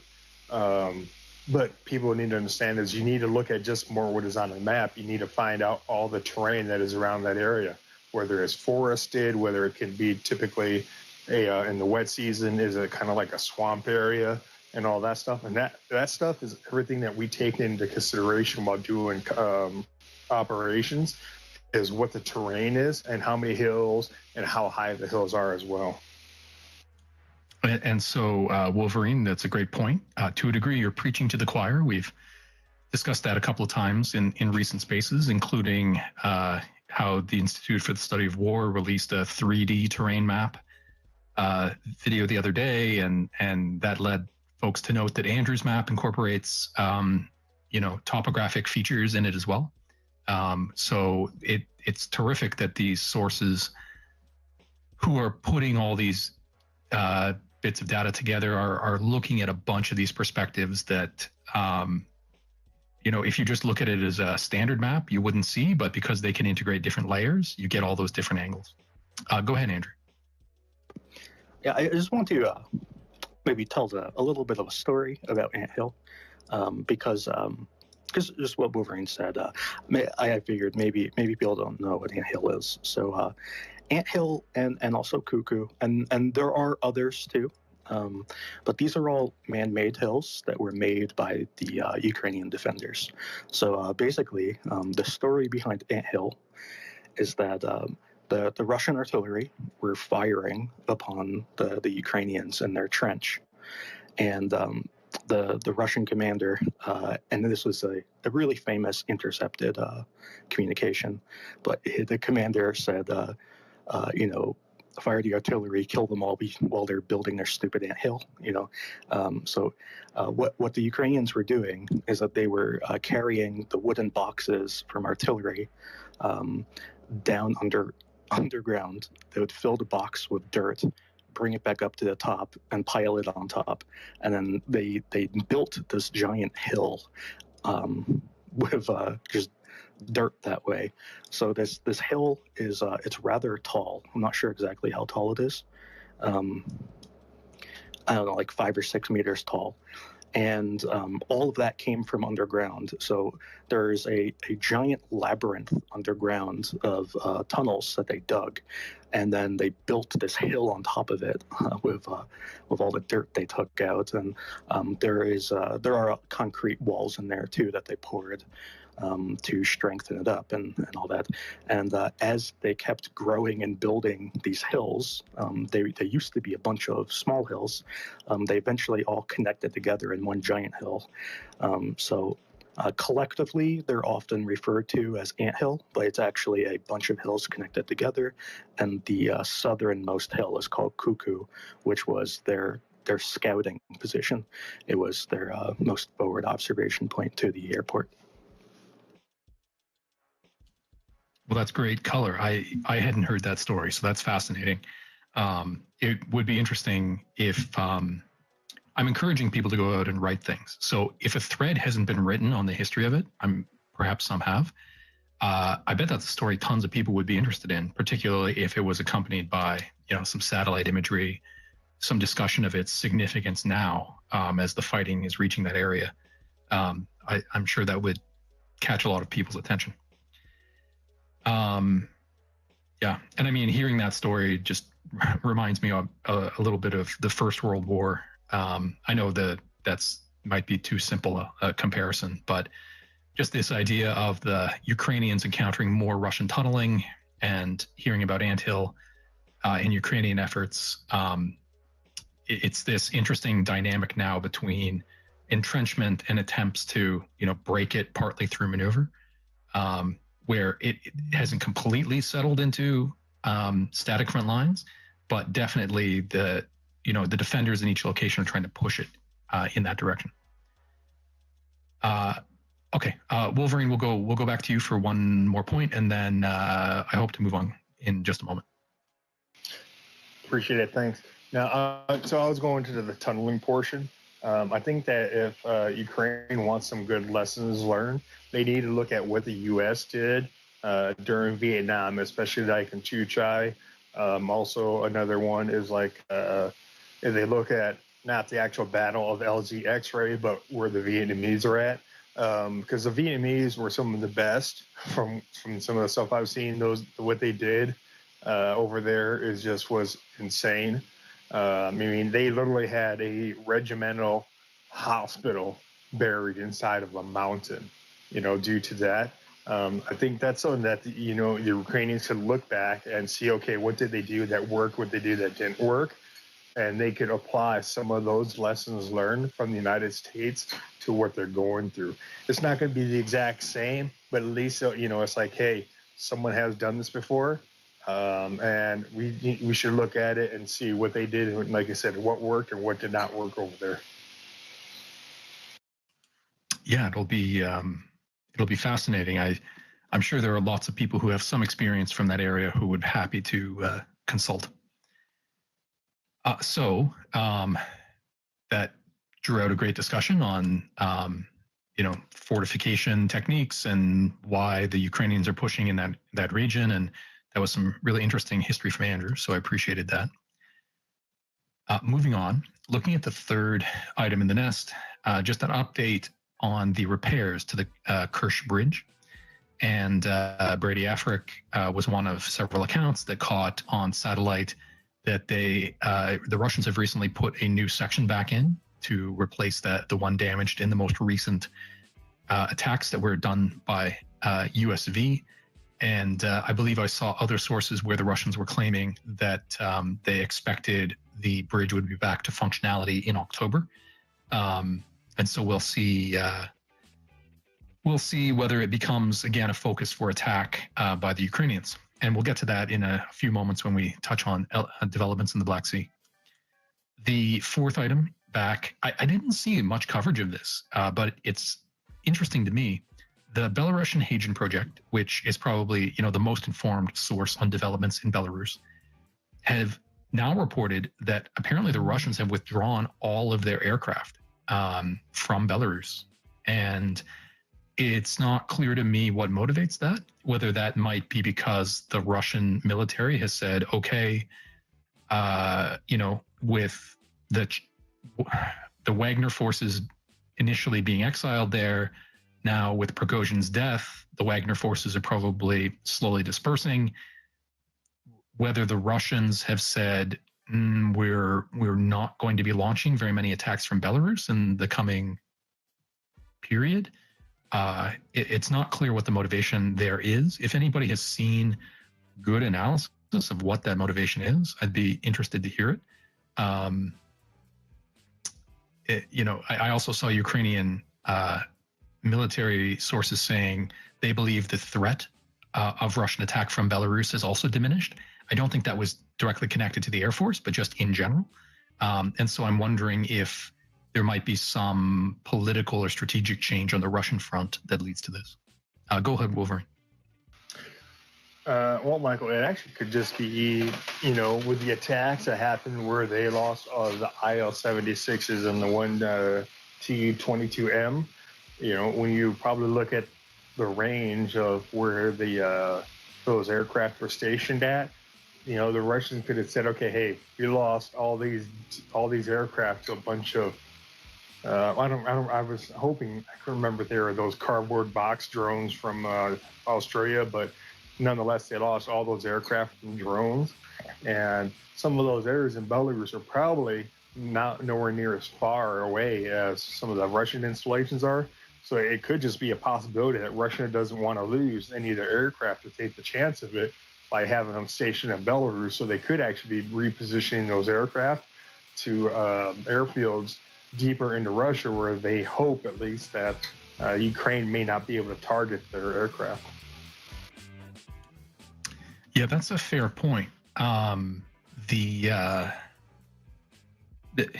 There was debate whether those drone attacks on the Peskov airfield actually overflew Belarus, which would suggest their air defenses were not effective. But then there was an interview in which Budinov said those drones were launched from within Russian territory. But regardless, I suspect that either way, the aircraft on Belarusian territory might be susceptible, although I don't think the Ukrainians have been striking sites in Belarus. So that would be an interesting geopolitical question. You know what I mean? Where you say maybe the aircraft are at risk, and that's possible. But again, I don't think the Ukrainians have been inclined to strike sites in Belarus. There was that one incident where a drone landed on a Russian A-50, like the AWACS type aircraft. The A-50 mainstay. Yeah, but I think that was very prominently discussed as an attack carried out by Belarusian partisans and not a Ukrainian-driven attack. And there would be political implications of that. I mean, it could be that, but like I said, it's what's the timing between when those 5 aircraft were destroyed compared to this? Like I said, it's just they haven't launched it, but the Russians are at the point where why are we going to take a chance putting these aircraft here when they could be threatened by Ukraine? The only other thing I would say on that is, what kind of aircraft are they? Are they fighter jets? Are they bombers? Are they IL-76s? And if they are IL-76s and or some type of bombers there, there's a lot of IL-76s, but the numbers that they actually have is not as high as probably like what a lot of people would think. So they may be doing it just out of precaution to keep those aircraft safe and not be destroyed over in Belarus. Very interesting. We'll keep an eye on, because just because they've withdrawn the aircraft doesn't mean they won't redeploy them in a couple of weeks, for example. So we'll have to just see how that moves. Okay. I moved one item up to the front of the nest, and that is the tweet from Nalcio, who's a friend of ours. Nalcio works with Oryx's Lost Project and the War, I believe it's called the War Tracker. Losses project, and we did an interview with him a couple of months ago about his process. He does these ongoing summaries of losses just since the beginning of the offensive, and he's just returned from vacation. And so we hadn't had this for 2 weeks, but it's interesting to keep an eye on how the total losses that they're able to track are almost tracking at 1-to-1. Whereas usually there would be a considerable onus on the defender to take more losses, which suggests that even though it comes at a high cost, Ukraine seems like they're performing well in terms of lost equipment during the offensive, which is good news. And again, you can dive into the specifics of that breakdown to get a sense of the Ukrainian focus on artillery, attrition versus, because the Ukrainians are being more mobile, they tend to be losing way more infantry fighting vehicles and armored personnel carriers. I see that the nest is not updating for me correctly, so I'm just going to have to reset for a moment. Exit, I'm wondering, would you be willing to just take a moment for housekeeping, and then I'll be back in about 10 seconds? I would love to. If you're new here, the nest is this funky little space up above our heads that should show you everything that is a resource for the things that we're talking about. As we put information up there, eventually we do clean it out because it tends to cause issues when it gets clogged. and they get shared to the replies. You can find the replies in the bottom right-hand corner of your screen. There's a little button there. That's the tweet for the space, and you can retweet it out if you want to invite people in and have them be part of this conversation. In the replies to that tweet, you will see all of the things that are up in the nest. And if you want to join the conversation and come up and speak, just hit request mic that's on the bottom left-hand corner of your screen, and we'll take a look. Thank you so much. Thanks for that. And I'm looking at the time and the progress that we're making. And these are great sets of back and forth. So I'm not going to change the style. I'm just realizing that we're definitely not going to get through all the material. So I may have to jump sort of in the order a little bit to some items that I'm sure will, everybody wants to hear about as we move along. So I'll make that call as we come to the point. So this next set of updates are just in connection with strategy. I noted that Ukraine is already thinking about the winter. It's thinking about how to prepare, how to protect its infrastructure in particular. This is kind of a grab bag. So the first item is links to a video. It's the tweet from Army Recognition. They've included a video that shows a Ukrainian Leopard tank 2A6 taking on 2 Russian T-80s and winning. And I thought this was interesting, a testament to the Western equipment. On that front of Ukraine adjusting its strategy as we approach winter, it's now the third item back, is a tweet from Max Hunder, but he's passing along a Reuters article that goes into how Ukraine is now relocating some of its air defenses in anticipation of a Russian assault on the power grid. And I recently spoke to updates that the infrastructure minister had given about how they've repaired most of the thermal power plants and how they've taken steps to, defend electrical infrastructure, whether that's by building some alternate sites underground that are more protected, or, just establishing some backup alternatives. Ukraine's definitely turning its mind to defending those systems. And so the fourth item is a tweet from Zelensky where it's just reattesting to the fact that they're adjusting their air defenses to protect the ports in Odessa, and in order to prepare for the winter season. So it's interesting seeing how they're making these changes seasonally. 2 points on the idea of air defense, and I like these two because they're a contrast. You'll see in the fifth item, the tweet from the Lookout, that he is seeing the new tweets about the new Sky Ranger, which is a turret type being built by Rheinmetall, and how it looks like it's very effective against drones and slower moving items, potentially cruise missiles. And the Lookout is saying, hey, look, why don't we just produce a whole bunch of these turrets and mount them on trucks, in order to get them out to the front cheaply? I don't know the dynamics. I don't know how realistic that is, but I thought it was an interesting idea. And I liked it in contrast with this last item in this block, the sixth in the nest, which is a video that shows the Russians' attempt where they've taken this AA turret and they've mounted it on essentially just an APC. They're calling the person tweeting this out, Astraya Intel, is calling this a do-it-yourself Gepard. But if you were to watch that video, you'll see the ridiculous amount of recoil that it's experiencing, and you have to assume that's going to really affect its usefulness. So both sides are trying to come up with solutions to the issue of drones, but it seems like Ukraine, as backed by their Western allies, has a lot more modern options, whereas the Russians look like they're experimenting, but in some ways struggling with the same challenge.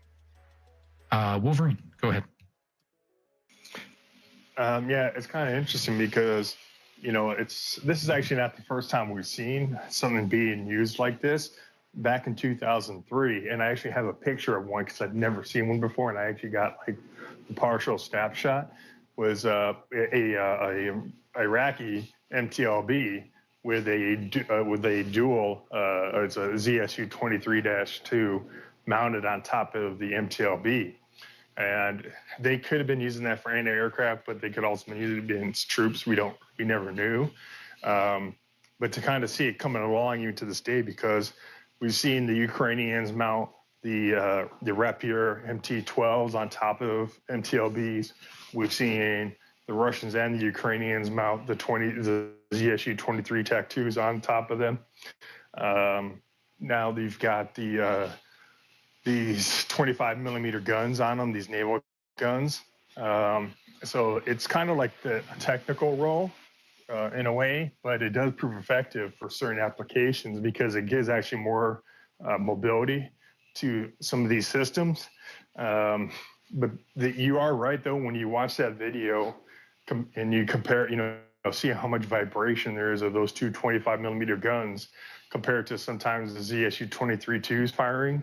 That is it's like something you would literally do in your backyard just to get something done. They would still be better off mounting either, a single 23 millimeter or a twin 23 millimeters on top of the MTLBs for that, vice those junk, because that takes a lot of engineering. And we've already seen in, a couple of different conflicts where mounting the 23 millimeter guns is way easier. There's probably a more stable platform than that crap that the Russians were making. Yeah, and I mean, I don't want to overstate the situation in that this is a Russian experiment, probably, and we have seen the Ukrainians attempt some, Frankenstein pieces of equipment that haven't worked out well either. There was a video that went round of a truck-mounted, I think it was a Grad launcher, that malfunctioned in the last week, and so you can't necessarily evaluate the Russian performance based on a video of this one piece of equipment, but it does seem like, the Ukrainians having the Gepards and these other systems like the Sky Ranger being developed, some of those may become available as, the system becomes more mature and production numbers increase. And it's not clear that the Russians are keeping up with that. I know some alternatives similar to Sky Ranger were presented by the Russians at their recent Army weapons convention. I know Sam Bendet did a thread on a bunch of the systems presented there, but it seems like they're not nearly as far along as some of these Western systems that may become available to Ukraine. Okay. The last block on the offensive, I like to look at sort of feedback from outside sources about how is it going overall. And so the first item I wanted to bring to your attention, it's a brief video interview that was done by CBS with U.S. General Mark Milley, chairman of the Joint Chief of Staff. And it was brought a couple of thoughtful accounts, including Dara Massacott of the RAND Corporation, highlighted this interview saying there are some very interesting points in here about provision of U.S. intelligence info to Ukraine. At one point, the interviewer asks Milley directly, is this a proxy war based on, are you providing tons of information, intelligence? And he said, no, we're helping the Ukrainians defend themselves. All targeting decisions are made by the Ukrainians themselves. So there are lots of interesting details in it. One thing that he talked about was how long Ukraine had available to continue their offensive. And he referred to, I think he said something like 6 or 7 weeks available weather-wise, talking about how, when the fall rains come, that will limit mobility. And this is an issue that's come up from a couple of different sources sort of around the same time. And so I do see hands. I'm just going to work through these because they're all kind of related, and then I'll go to the audience. But there's been some back and forth on this idea of how long is likely to be available to the Ukrainians to push their offensive at a similar rate. As a quick digression, though, the second item in the nest, interestingly, in that CBS video interview, the CBS mentions they were brought into this secure information center that's sort of the heart of tracking development in the war in Ukraine. And they mentioned that because we were present, they couldn't put any classified maps up, so they put up this unclassified one. Many people are noting that the unclassified map they put up during the filming of the segment is the Project Owl map, which a bunch of OSINT folks are cheering for, like, oh, it's great that the Defense Department is following it closely enough that they're clearly paying attention to the Project Owl map, even if they probably had more sophisticated tools available. The fact they chose to put that up while the reporters were there is interesting all on its own. The third item back is it's from Shashank Joshi, and he's linked to a BBC article where once again they interviewed Milley, and in that interview he similarly said he believed that the Ukrainians have 6 to 7 weeks left, factoring in ammo reserves and weather. And Joshi is noting, as he does fairly regularly, that he's in contact with a lot of sources, some of whom are not going on the record yet, and saying that Milley's comments align with feedback he's getting from other sources, including some of those Ukrainian sources. So again, it's unattributed, but Joshi is suggesting the Ukrainians have some acceptance that conditions will change in 6 to 7 weeks. However, there's been some pushback on that idea. So the fourth item, it's a tweet from Evgen Vorobyov, and he's expressing a sentiment I've seen several put out there, which is, look, if foreign experts are saying that we only have so many weeks left, ask if they have been to the south of Ukraine. Now, I get this sentiment, which is the belief that Ukraine will continue because of their motivation and that don't underestimate them. I don't know whether Milley has been to South Ukraine. I don't believe he has. But or certainly not recently. But I wouldn't dismiss the idea that, the coming rains are going to have an effect. And so I think the important point to put on it is not to say, look, the Ukrainians will not be able to continue fighting after 6 or 7 weeks from now, so much as the conditions will change that will affect the way they fight, where they will emphasize their efforts, and likewise. And so I just want to put it up that there is likely going to be a change in the approach, but don't overstate it as in you have to evaluate the success of the offensive immediately at that point, which I think is the more nuanced argument. And that I appreciate this idea of, look, don't put a time limit on it, but just realistically that things will change. Okay, I'll pause for a moment for hands, and then I'll go to the last 2 points here. Exit, did you want to go as co-host, and then we'll go to Wolverine?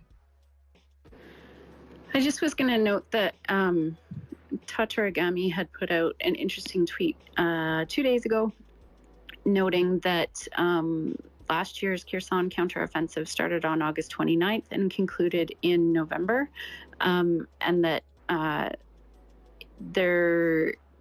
obviously weather matters. If it's a drier fall, that extends the season. Ukraine has proven that they can operate past October.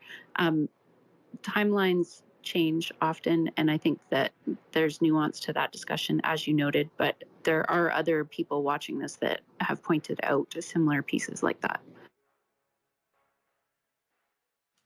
And I mean, Tataragami makes a good point. I would suggest that the Kherson offensive made good progress. In some ways, the weather may actually have worked in Ukraine's favor with that offensive, in that because of the cutting of supply lines or the significant limiting of Russian supply lines, they're concerned about getting supply to hold out through the winter, may have played more of a factor in their ultimate decision to withdraw across the river, which is a factor that will not apply in most of the fronts, most of the points along the front at the moment. But it is fair. And I suspect the Ukrainians will continue on many efforts, even after the rains come. Wolverine, go ahead. So the only thing I want to say is I'd seen that article with General Miley, and I went back and looked it up. So the one I actually saw was It was posted by the BBC, but it had the comments by General Miley. And he was in the one I just saw, and then when they printed it, they said Miley was saying 30 days, but obviously the Ukrainians on ground, they're going to know better because they're there and they obviously know the weather, but the weather and the terrain out there. But that was just what BBC had printed in regards to what Miley had said about that. Yeah, and different sources in the media will probably put slightly different spin on it, emphasizing, 6 to 7 weeks versus 30 days. And I think maybe the point is that it's not entirely clear what that time number is, and maybe that it doesn't matter precisely so much as just setting reasonable expectations about the way it will have an effect, and also not overstating the idea that the offensive will completely conclude as a result. Jacoby, go ahead.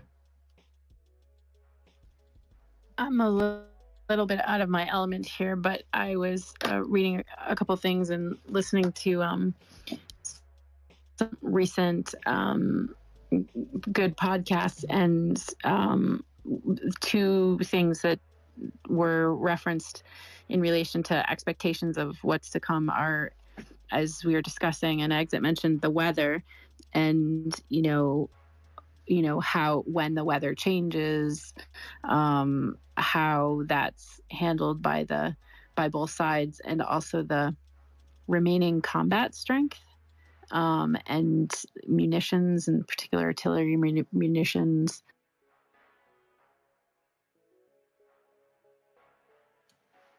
So Jacoby, you may be having you may be having some connection problems. I only spoke up there because we lost you for maybe 3 seconds.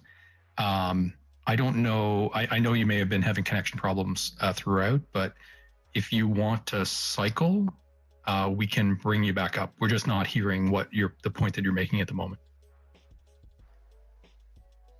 In the meantime, I wanted to point to two last items on the offensive, which are just overview. They are the first two items in the nest. We had discussions over the last week or so about some of these anonymous, unnamed defense sources who were talking about concern about the pace of the Ukrainian offensive. And it's interesting that two prominent voices have come out in the last few days to say on the record they are optimistic about the pace of the offensive. So you'll see the first item includes a video of Stoltenberg, who's the the NATO Secretary General, who has said that he believes that the Ukrainians are really exceeding expectations again and again. So he's optimistic. The second item you'll see includes a quote, and this is from the U.S. Naval Institute. It's the quote from Shashank Joshi, where UK Admiral Radican has said that Ukraine's achievements shouldn't be measured tactically, but that essentially he's bullish on their successes, and that measuring area recaptured is not the primary metric. And this is interesting because we also saw that in early August, several Western military leaders from the US and the UK reached out to Ukraine to suggest some adjustments in their strategy. Reportedly, Radican was one of them. And word was that he had built a good relationship with the Ukrainians. So it's interesting to see Stoltenberg and Radican both speaking out, on the record saying, we actually think that Ukraine is doing quite well, which is, hopefully is a bit of a pushback against those unnamed sources. Okay, I wanted to move on to some updates regarding I see a hand. So just before I move on, we'll go to the audience for a second, but then we'll talk about developments in the Black Sea. Go ahead, JJ. Actually, I'm not sure what I wanted to ask about is related to what you were talking about or what you're going to talk about. Exit is giving me the thumbs up, so I hope that it's okay. I wanted to ask a little bit about the very sad news about Emma Agal. I think that's how you pronounce it, the Spanish aid worker and her driver who were recently killed in their convoy. And yeah, just if you had any more details on that, or if there was anything more from an open source perspective that might be useful for us to understand the situation better.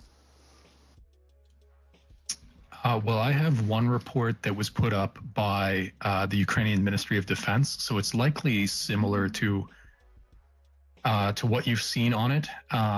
It caught my attention that apparently the driver was a Canadian citizen, and I'm a Canadian as well, so those sorts of things jump out to me. So obviously it's tragic. I also saw in the reports that several other people who were in the vehicle with them were injured. I believe the suggestion was they were German citizens. I know that additional information is coming out on Telegram, and our friend Language Learner had passed along some Telegram posts on it in some chats I'm in. So, I mean, if you're on Telegram, you can look it up there. I just went and found the Defense Department. Sorry, just distracted for a minute there. I just went and found the Defense Department's tweet on it. So if you have, it was also put up by Exit. So if you have a look at that first item in the nest, there are some details there. Andrew, go ahead. I think this issue, what happened to these 4 aid workers, is actually a very fascinating OSINT issue. Because this really is an OSINT thing. It's not just aid workers, because it's about how are we giving out information, what information are we giving, what is actionable, what shouldn't we give. This incident is in large part due to information not being understood by the people who need to understand it, and information not being correctly communicated. And this comes down to OSINT, I think, and also to a lesser extent, or maybe a bigger extent, government organizations. But I think OSINT really is a key here in communicating the dangers of certain sorts of behaviors, and also when I'm trying to speak like diplomatically here, and that's like not my strong suit. I'm more of a very in your face sort of person. But this like you have to know your limits, and it's the limits in what you communicate to other people, and also the limits on how you can interpret things. You need to know when to bow to other people's knowledge and when to hold your own. And I think what happened here is a complete breakdown of all of these communications. So I think a lot of these aid workers rely on various forms of OSINT, whether they want to call it OSINT or not. The word on the ground, word that they read, reports that they get from various sorts of people, whether it's their friends or official channels or whatever. So this is all an issue that I think should be discussed in greater depth. So I appreciate your effort to be diplomatic about it.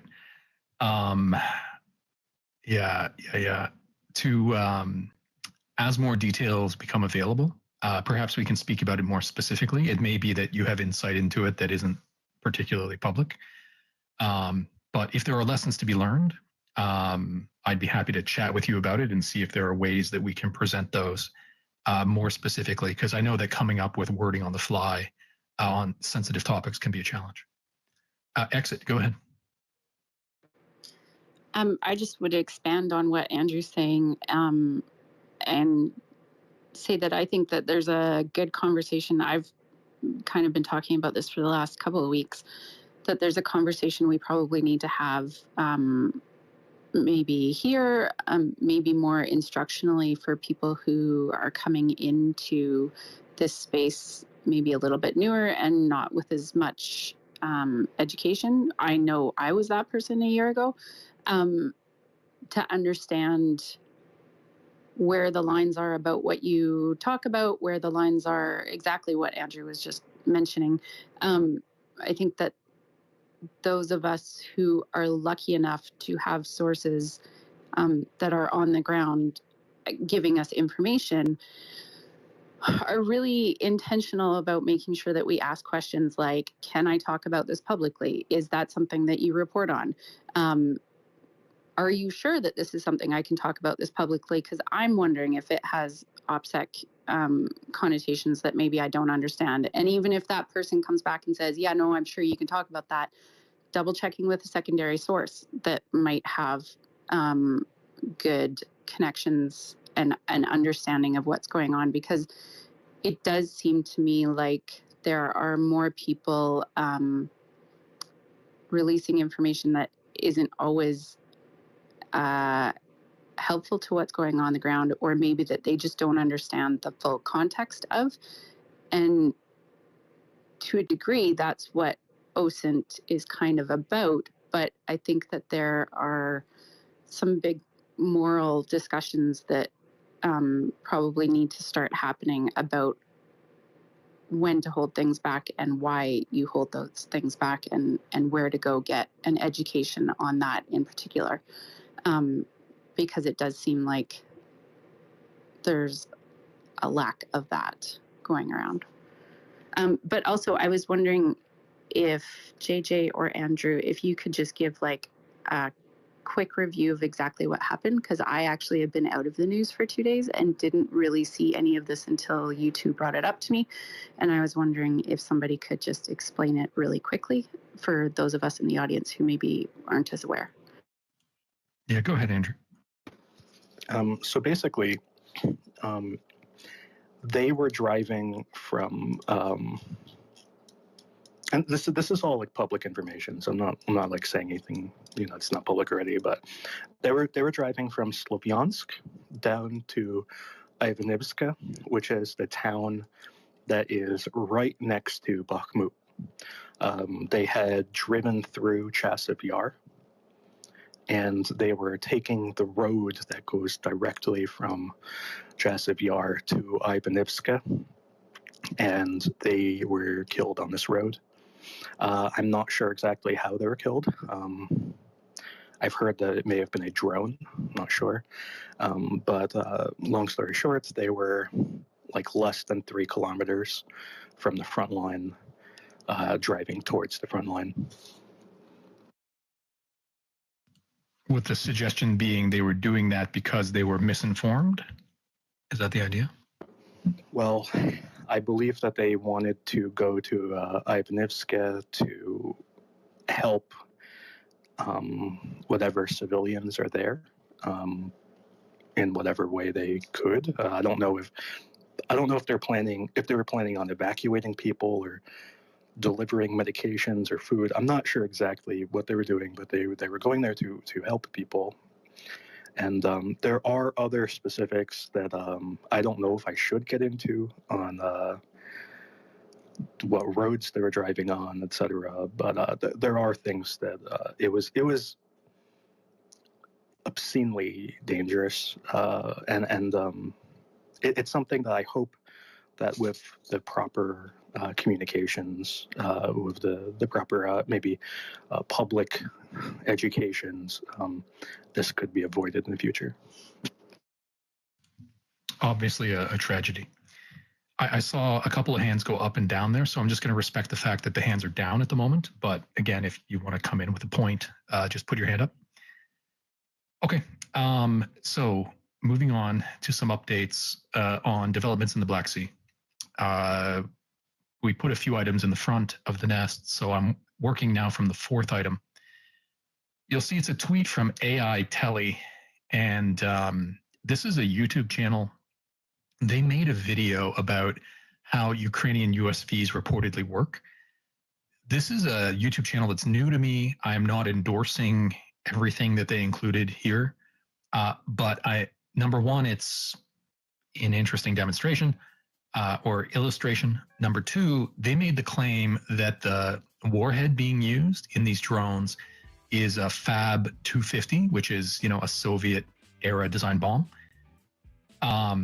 And I just hadn't seen any detail on the specific explosives included in these before.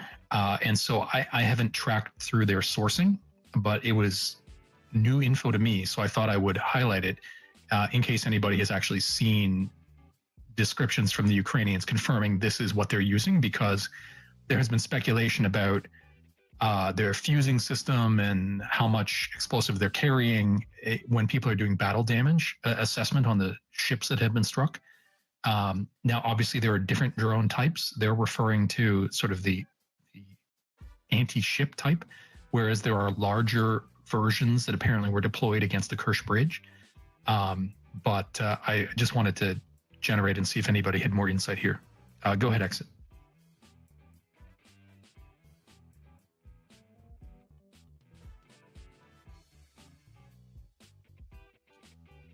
So Exit, if you're there, hopefully it's not just me. You may be on mute.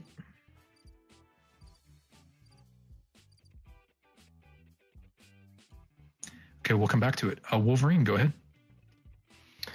So that warhead, you said the Fab 250. When did they have that installed on? Well, in these unmanned surface vessels, the drone boats. Okay.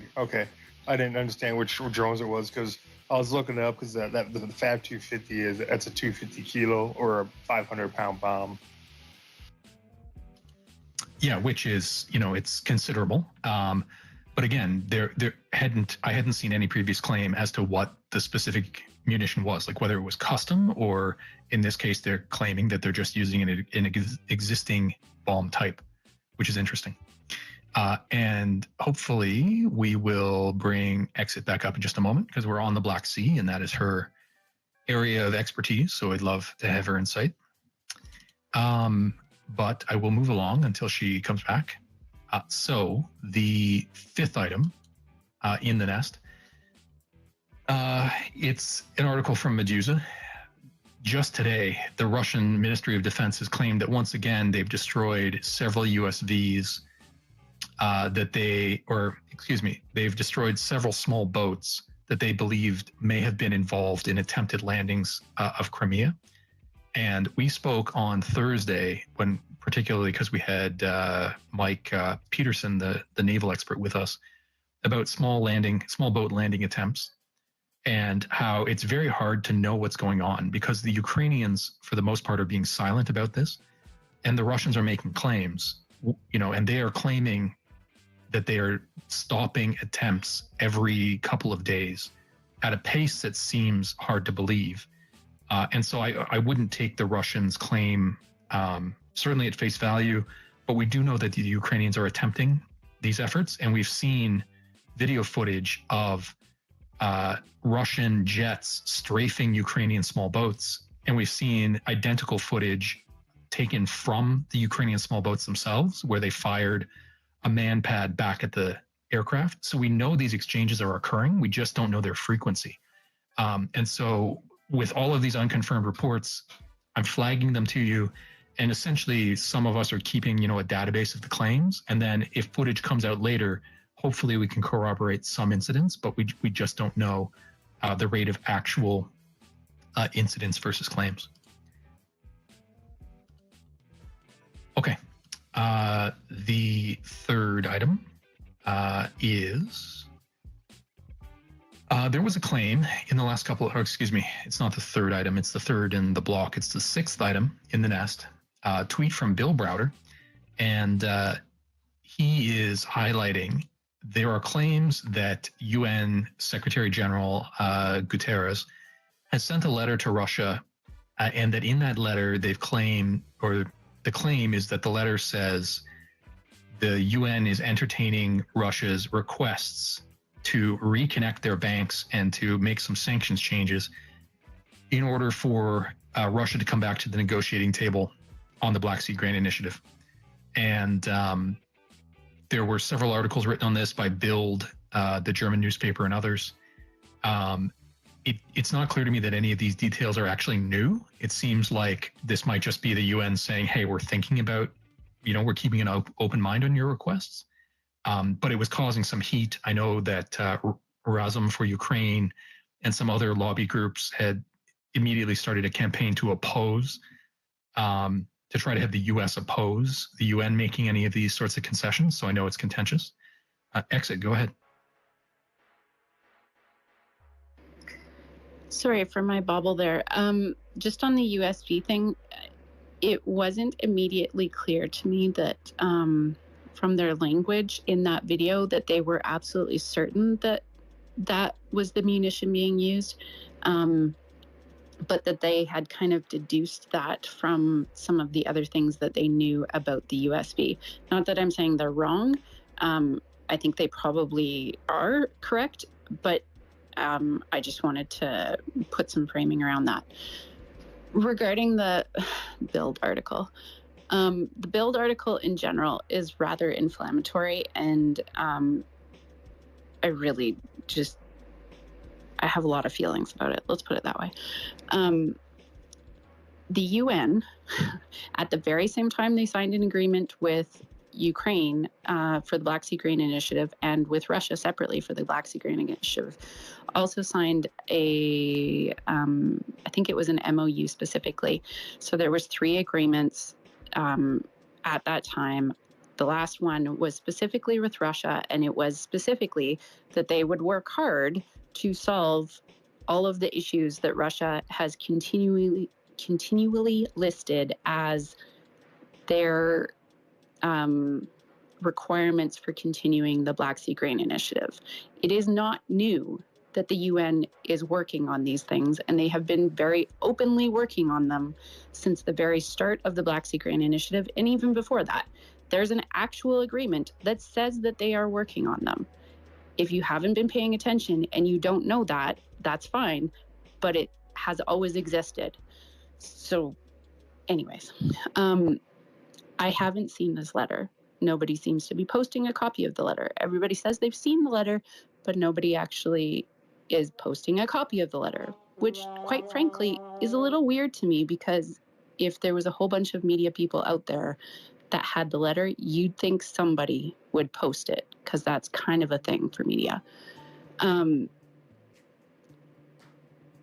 Everything that I've read, and there's actually a Pravda article that has a lot more details in it, and I would recommend that article over some of the others. Everything I've read, it sounds like what was detailed in that UN letter is almost exactly what was detailed to Russia before the last renewal. With the last renewal date of the Black Sea Grain Initiative, it doesn't sound like it's actually all that different from there, other than it does sound like there is a request specifically for Ukraine to provide a security guarantee to Russian ships in the Black Sea. I suspect, but have no evidence for, the idea that this is probably related to the fact that Russia was essentially supplying a security guarantee for ships leaving Ukraine ports out of the Black Sea during the Black Sea Grain Initiative. So I'm assuming that this is just kind of a quid pro quo back and forth. It's possible that there is some insurance that would be provided to ships of Russian ownership as well during this particular, or in this letter, which I actually see as a really positive thing. And I don't know if people just don't understand what that would imply, but that implies that ships leaving Russian Black Sea ports would also be included in this agreement and would possibly be suspect to inspection as well, which would be a huge benefit going forward, because we'd actually know what was leaving Russian Black Sea ports. we don't know because we don't actually know what was in the letter. And nobody seems to be, when I've asked those questions of the UN and others, nobody is confirming those specific facts. So I guess my takeaway would be a lot of what seems to be reported is stuff that we already knew about, but our people are reacting very inflammatory to it. And the things that seem to be new are possibly positives, depending on whether or not they actually pan out the way that I think they could. Right. So a couple of points. One is, as soon as somebody posts a copy of that letter, everybody makes sure to spam exits DMs with it. Number two is, when you have an item come up like this, look at the source. And so Build is a bit of a tabloid. And I think the specific reporter in this case was Julian Robke, who is known for his not always accurate hot takes. So if you look at my account, I didn't actually retweet the article because I was waiting for more. And I'll also just temper a little bit, which is to say, some of the organizations that are acting to try to oppose the UN giving any concessions, some of them may have known about these things and they aren't, shocked to say, oh, this is brand new news, but that they are using the opportunity to express their opposition to it because it's now, seems like the subject is open for actual debate. Yeah, go ahead, Exit. And it's worth pointing out again, obviously the Black Sea Grain Initiative is not the optimal solution here. Having Ukraine have full access to its Black Sea ports is the best possible option. However, so far, we haven't been able to do that outside of the Black Sea Grain Initiative, and having some kind of an agreement that allows shipments from any of those Black Sea ports is better than nothing. Whether or not you like the terms of the agreement, and tempering your reaction with an understanding that that is a fact is something I would suggest going forward. Fair enough.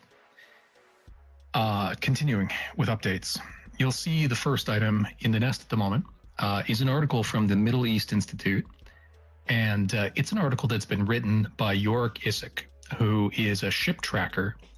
He's particularly known for essentially sitting along the coast of the Bosporus and taking photographs of the ships that pass, but then applying important analysis of this, to actually turn it into intelligence. And he has been at this doggedly for many years and is one of the only sources doing this, for the Turkish Straits. So, he has a ton of insight. And when there's an account that's been following a subject for a long time and is clearly passionate about it, but they don't often provide their own analysis, when they finally do provide it, I'm definitely going to give them my attention or the benefit of the doubt. And so in this article, Yorick is breaking down ways that he thinks Russia's bad behavior in the Black Sea could be mitigated or challenged. So I'd encourage you to go and check out the article.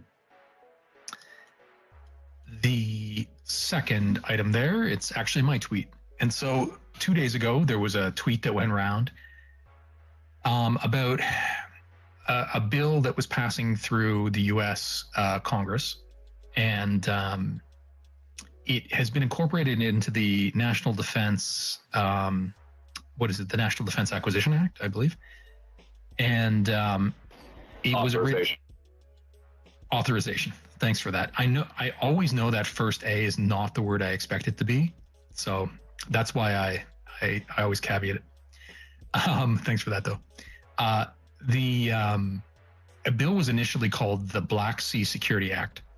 And the tweet that went round was saying that this bill would create the conditions for NATO, and I think by implication the United States, to pursue freedom of navigation activities in the Black Sea.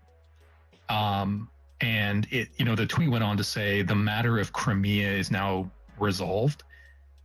And I saw that had like 600 retweets when I looked at it.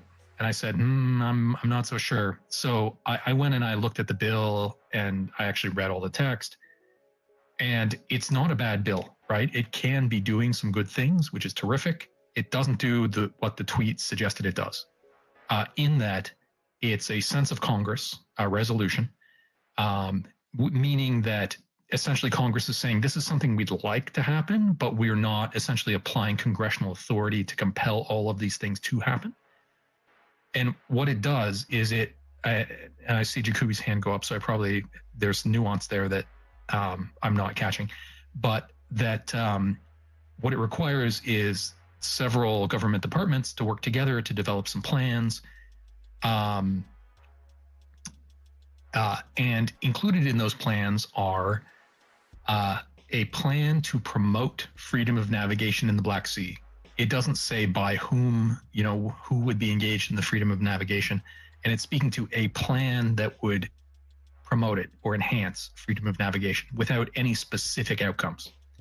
Then the only reference to NATO is to say to develop an examination of the pros and cons, essentially the challenges and benefits of potentially a NATO rotating force moving through the Black Sea, which is really what the tweet was saying it would definitely do, but it doesn't call for that set of rotations to take place. It doesn't call for a concrete plan. It only just calls for the cost and benefits on that front. And so I just pointed those things out, but if you want to read through my tweet, down thread, I included the links to both the acts because the bill has now passed the Senate and the House separately. The Senate and House bills have to be reconciled, which has not yet taken place, but is going to be happening shortly. My very quick reading of it suggests that the version of this act is identical as between the two, so it may survive reconciliation. And it does a lot of good things, which I'm sure we'll get to in a moment, but it doesn't mean the U.S. will be sending any warships into the Black Sea. When it says that NATO will now have a presence in the Black Sea, I note that Romania, Bulgaria, and Turkey are all NATO members who have their ships in the sea. They're just not engaged in escorting Ukrainian ships in the way that the tweet suggests. So none of that, how any diplomatic matters with Turkey would be worked out if NATO ships from outside, wanted to pass in from the Mediterranean. This bill doesn't touch on any of that. So it's just important to, say what it is as opposed to what people want it to be. And you can follow the links to the details in the acts in my thread. I'm going to go to Exit as co-host, and then we'll go to Jacoby. Oh, it's okay. Go to Jacoby first, because I presume hers was probably a little bit more technical than mine. Yeah, go ahead, Jacoby. I just wanted to draw attention to, how people read bills and legislation, and you're drawing attention to it by clarifying what this bill isn't. And I don't necessarily, I'm not as familiar in other countries exactly how legislation goes through, but in Congress it is very, very common to have bills that actually cause actions to occur when they're passed, and then there's also bills like this that are brought to the House, to the floor of both the House and the Senate as resolutions, and they're, as Michael pointed out in his thread, the idea behind most resolutions is that they are non-binding, and they're finding the sense of Congress, as he points out, rather than actually directly causing actions to be taken or directing them to be taken in a way that is actionable. It is, simply, you could look at it as really the hope of Congress that some actions will be taken, and they may very well lay it out very concretely what they'd like to see happen, but in a resolution, typically you're not going to see action directly occurring from them. And so it just draws attention to the idea that you want to make sure that when you're looking at, draft legislation or legislation that passes, that what kind of instrument it is. And just looking quickly at a bill, I can make that mistake many times where you're not paying attention. And so you really do have to, if you want to get it right, you really do have to look at the bill from start to finish, top to bottom, how it starts out into being. And I really appreciated, Michael, you bringing attention to this in the way that you did. Because so many people who think they know what they're talking about, and typically do, weren't quite getting it right. And it's important to clarify that, especially on such a, topical issue as the Black Sea and security in the Black Sea. Yeah, thanks for that. And I appreciate that. Look, even though I do it all the time, reading legislation is kind of a pain, even for people who are familiar with it. Having to find all the sources, and they're very long, so you have to find the correct spots, and then you have to jump back and forth references. So it's not an easy thing to do. And so I'd suggest that if you're also seeing breaking news accounts telling you what a piece of legislation does, remain skeptical. Exit, go ahead.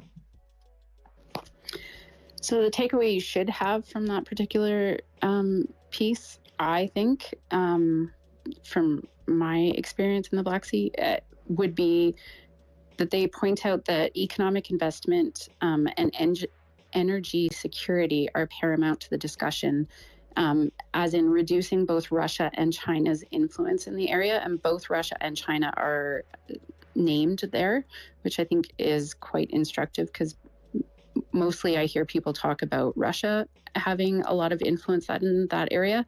And the truth is that China has quite a bit of influence there as well. And that gets overlooked often. And so I think that one of the places that we would, or one of the targets that we would see, would be the Russia-Turkey gas hub that has been talked about a lot in the last week. Obviously, they're acting like Russia and Turkey are acting quite quickly to try and speed that process up. But it is going to be a multi-year process to kind of set that up. And that's something that I think that we would expect to see the U.S. target, either by including some kind of new partnership with Turkey, or going out to the other regional energy producers and finding some deals with them and investing in the pieces that they have that might be able to compete with that gas hub specifically. The other thing that I think is important to comment on is that it could lead to funding for Ukraine to refit all of those drilling rigs that we've talked about in the Black Sea. Obviously, after the war, those will probably need to be kind of a lot of maintenance work done on them to get them up and running again. And it might be that that would be a project that would fall under this kind of purview. Right, in that I focused on the bill not saying what others claimed it said, but I'm glad that you took the time to highlight, hey, there are other great things that this bill could accomplish. And so to that end, if it does pass reconciliation and becomes law, even though these plans might not amount to very much action, on the patrol side, they certainly could on the economic side. And then following, it's funny it happened on the same day, that following this tweet going around about the Black Sea Security Act, there was a press release that was put out by the Navy of Romania that announced an exercise that would be taking place, and that there would be this naval exercise in the Black Sea that would involve the United States and Ukraine. And so people took those details and said, oh, wow, naval exercise in the Black Sea, Ukraine and U.S.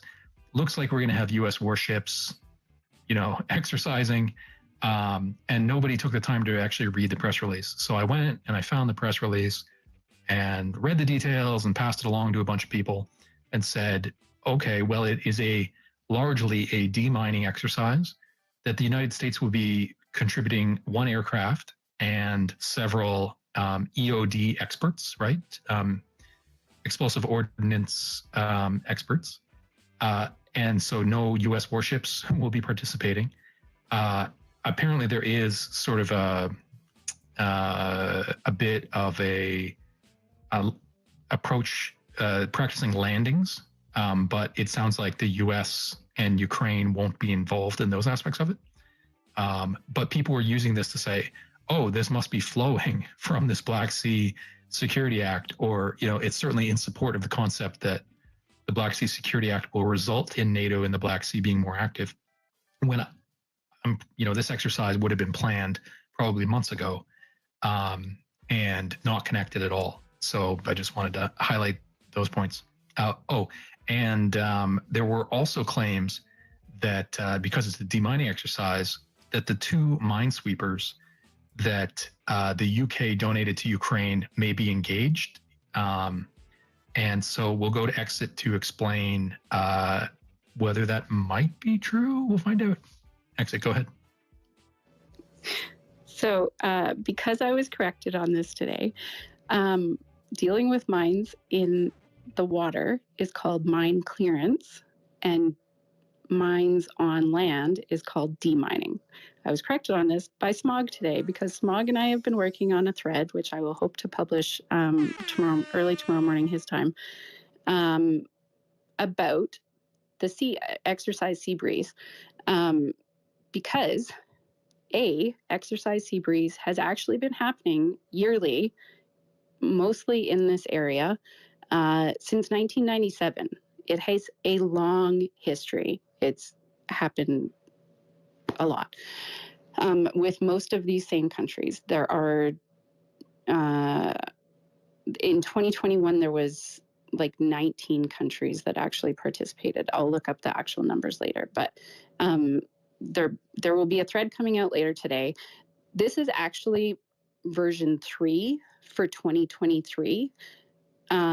Because of some of the restrictions on naval ships in the Black Sea this year, they actually ran the first part of the Sea Breeze exercise in Glasgow, Scotland, earlier in the year. I think it was June, but don't quote me on that until I get the thread out. The second iteration was the meetings that you saw listed in the Romanian release on September 5th and 6th, and that's why there was so many high-level planning officers from each of those navies at that meeting, is because it was actually an exercise meeting. So it was meant to be a training opportunity for each of those countries. And then this is actually the third version of the 2023 exercise Sea Breeze, and it is focused on mine clearance in the Danube River Delta specifically. There's a whole bunch of kind of more technical things. It probably will include some smaller boats from the US, but they would be like the inflatable rib boats that we keep hearing the US having donated to Ukraine, and Russia keeps talking about. You mentioned earlier, Michael, Russia has now said they've blown up 12 of those in the Black Sea along the Crimean coast, which is more than has ever been donated to Ukraine. So there's a whole bunch more information about this. This is a normal activity. It's not outside the norm. Other than that, it had to move locations simply because there's restrictions on how they can operate in the Black Sea right now. And so they've actually split it into 3. But this particular exercise is very normal. Ask questions, know what's normal, and then do your analysis. Yep. In that way, you're not crying wolf, right? If you are saying, wow, this is really unusual, everybody pay attention, and it turns out that's not the case, you don't want to be that guy. Okay. So the last item, sort of on this kinetic front, and I've shifted things around in the nest. So it's now the first item.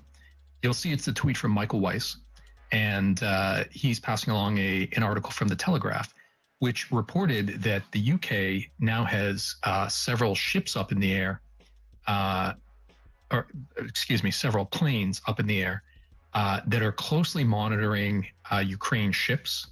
And the implication is that they are protecting close overwatch of these Ukrainian ships. And that may act as a deterrent to the Russians to interfere with the ships. Now, it's not clear from what I've read about, what UK rules of engagement are. My assumption being that they would not physically intervene in defense of a Ukrainian ship, even though, the headline of the article talks about UK planes are protecting. That protection seems to be more about, overwatch and witnessing with some deterrence, as opposed to the suggestion that they would actually take action against the Russians. But it's still a significant development, and we'll have to see how far it goes. I presume that there are going to be some follow-ups in the UK media to get a greater sense of what the government specifically intends those aircraft to do in the event of Russian offense against ships. Go ahead, Exit. I think this is another place where people are maybe taking it out of context just a little bit. There has been jets ostensibly running Overwatch, if you want to call it that, in that area for months now. There's some flight trackers that watch that quite closely.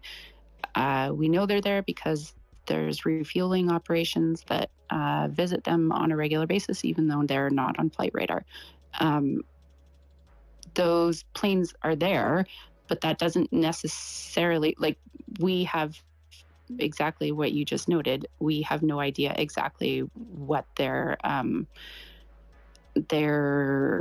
response is planned to be, or what they're allowed to respond to. Sorry, there's a technical term that my brain is trying to recall, and I can't recall it. Nukes, you probably remember it. At any rate,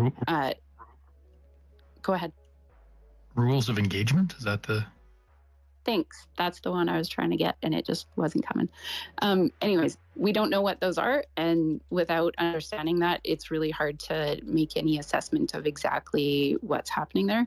It's, I think, useful that it's more public and more known, but without understanding the rules of engagement, it's difficult to make any real assessment on that.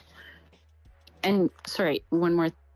Typically, we've seen them there specifically for when there's been Russian jets that have tried to interfere with some of the ISR assets up and about.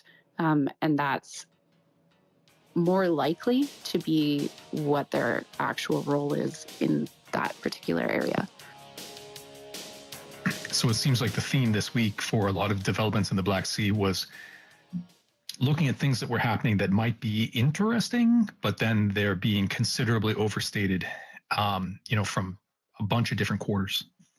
Whether that be the Bild article on the UN letter about sanctions, whether it be the Black Sea Security Act, this Romanian mine clearance exercise, or the British aircraft. So partly we're here maybe not to burst bubbles, but just to set reasonable expectations.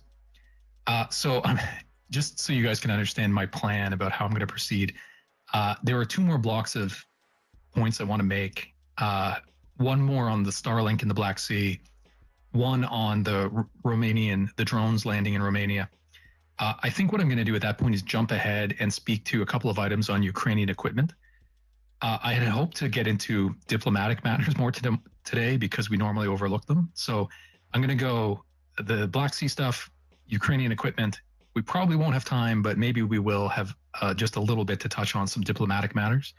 But that might be for those who really want to hold on till the bitter end, listening to me just run through points quickly, maybe 30 or 40 minutes from now. Okay, this last this last block on the Black Sea, starting from the second item in the nest. These are all on the Starlink. I understand Starlink is a hot topic. I'm not including it for that reason. It's because there's uncertainty over what literally happened that I just want to present the different claims so we can get a sense of the actual implications. And so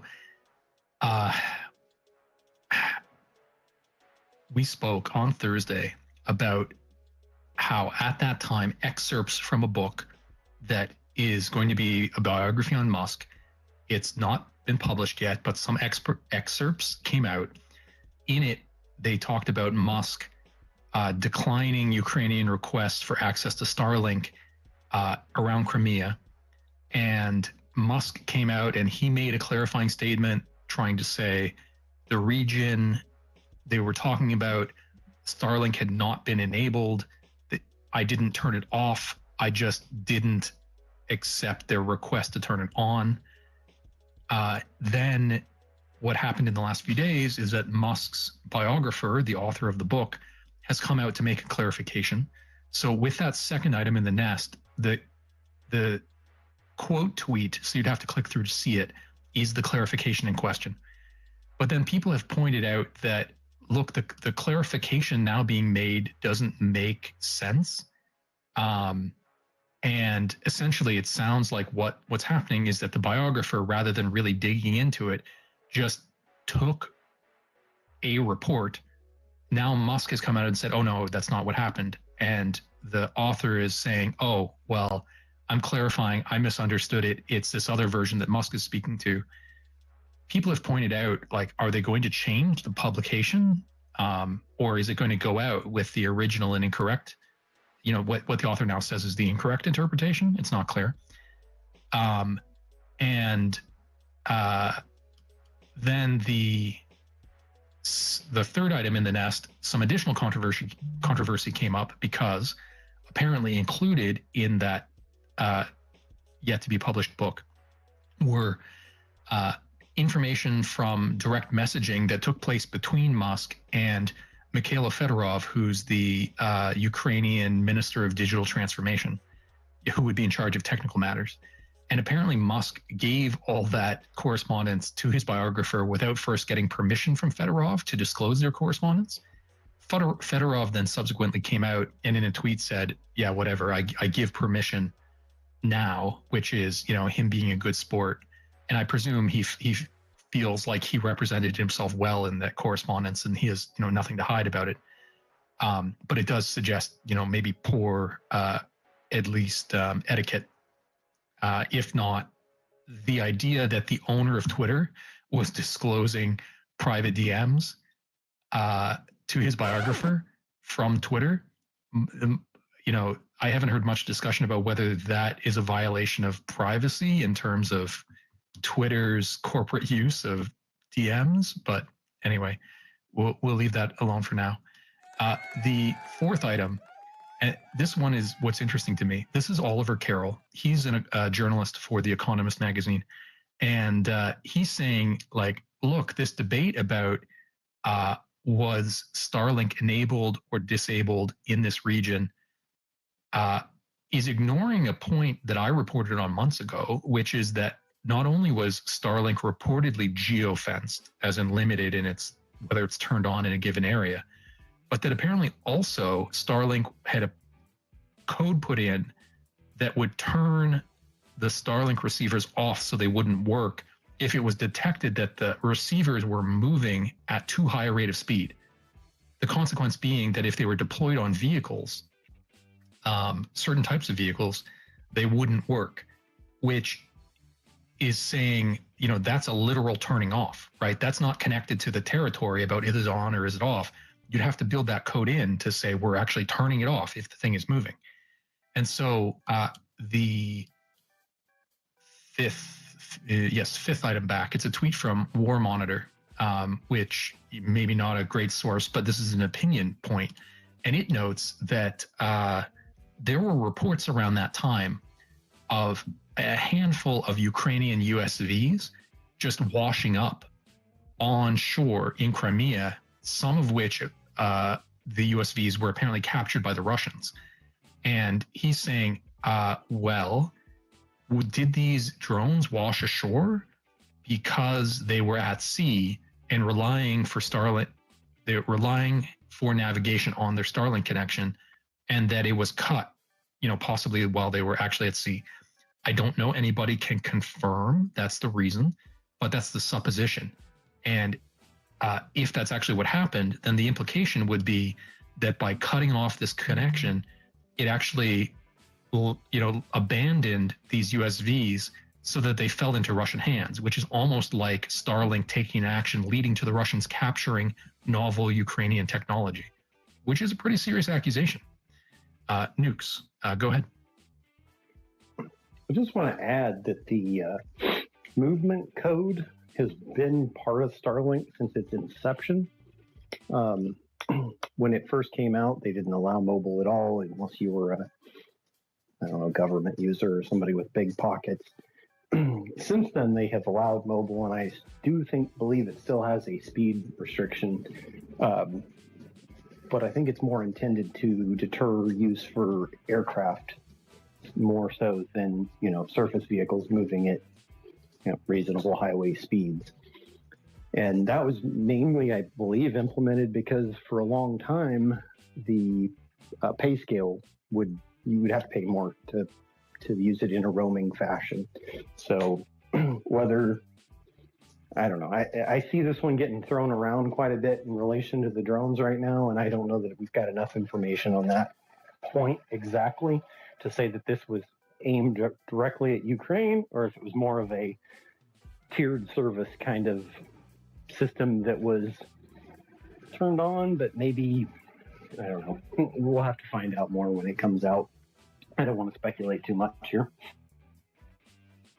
Fair. And, I did highlight that this relies on a chain of reasoning that has one or two unknowns in it, including whether the speed at which USVs traveled would actually trigger this coding, whether this coding applied to everybody or whether it was unique to Ukraine.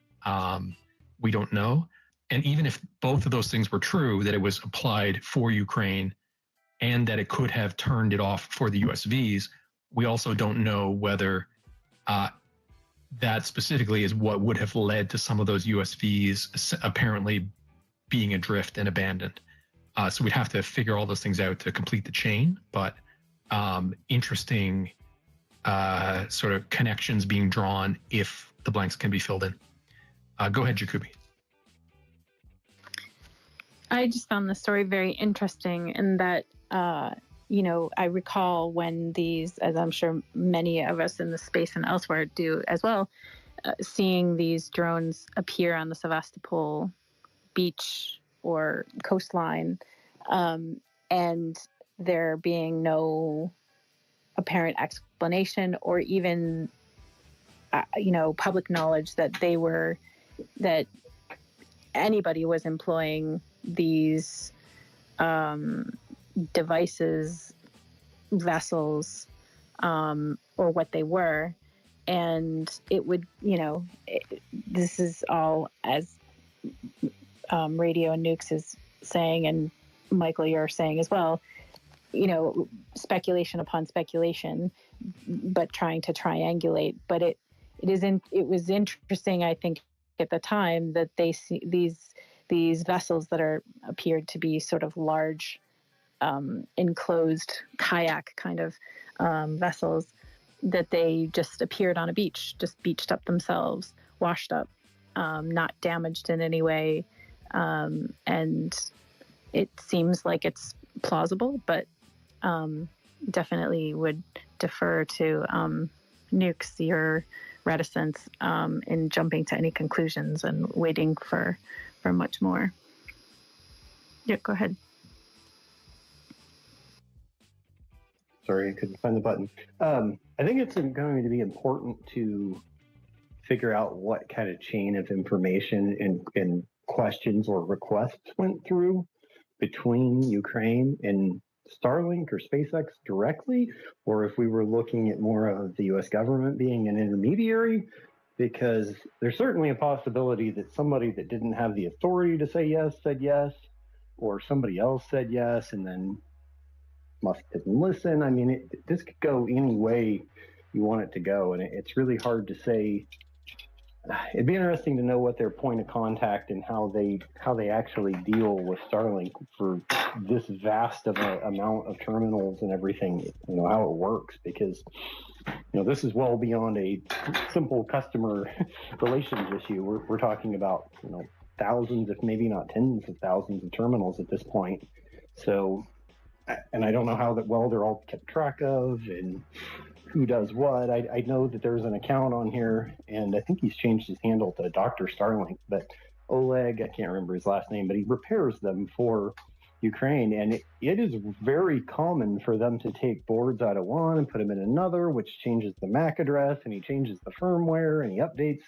So that could play into this somewhat too, if these things have been modified in any way. So there's just so many details here that we don't know, that while everybody likes to jump on Musk because we're on Twitter, I don't know that jumping to conclusions is the best thing at this point. Well, and because it's such a hot button topic that has political implications because of the government contract, and because it has social implications because of Musk's role as owner of Twitter, I doubt that we're going to get a clean answer anytime soon, because there are so many cooks in the kitchen, you know what I mean? So I'm not going to spend a ton of time on it in future conversations unless we get some pretty clear statements. It was just this idea of, the speed limits may be applicable, and by the way, because of these wash-up drones, maybe they were connected that I didn't think about when the news first broke on Thursday. I wanted to highlight those. Unless we get some clear answers, we'll probably stay away from the political side of it. We have a couple of hands. I think the order was Martin, Jane, and then Cece. Go ahead, Martin. Okay, thank you. I mean, I've been looking at all of this over the last few days with a degree of horror, because if you look at the facts, I mean, many of the facts were known last year, and we know then that there was a process of dialogue between the US government, Department of Defense and others, and the Ukrainians. The EU got involved, and that resulted in anything between, because the numbers actually seem to vary depending on which account you're reading, anything between 30, 40 to 100,000 plus Starlink terminals. And obviously with the DoD being involved, many of these were procured without geofencing, which enables the Ukrainians to use them with special forces in Crimea to put them on drones and things like that. So what's been absolutely clear to me, and I mean, I'm happy to have a debate about it over the last few days, is this is one of those classic sort of Kremlin information war operations, because if you look at how this has exploded, and the sheer amount of waste of effort by, by Ukraine supporters, by, NAFO people, Ukraine supporters, just about everybody has been getting involved in this. And the actual facts known are very, very few. And there's been this, huge mountain of supposition and misinformation and disinfo, with a huge amount of aggro directed at Musk and indeed, sort of Starlink and everyone. So the only people who've benefited from this is the Kremlin, and that really bothers me. So I've actually argued this a few times. I've said, for Christ's sake, stop being sheeples, getting involved in this, because whatever problems there were with Starlink were sorted out some time ago. And so, to me, it's all been a Kremlin information war op, and I only wish that people would just stop going on about it and would focus on more important topics. Which is partly why I said just before calling on you that, because of the political implications, I'm not going to spend a ton of time on it. Right. Yeah. But you're right. I do think there are two. There's the element of the role of Starlink as the primary essentially monopolistic supplier of this type of tech to the U.S. is a separate policy issue where there is worthwhile discussion. I don't know it's a discussion for our space because it's more policy based, but I appreciate that people can be having the talk at that level. I don't know they are.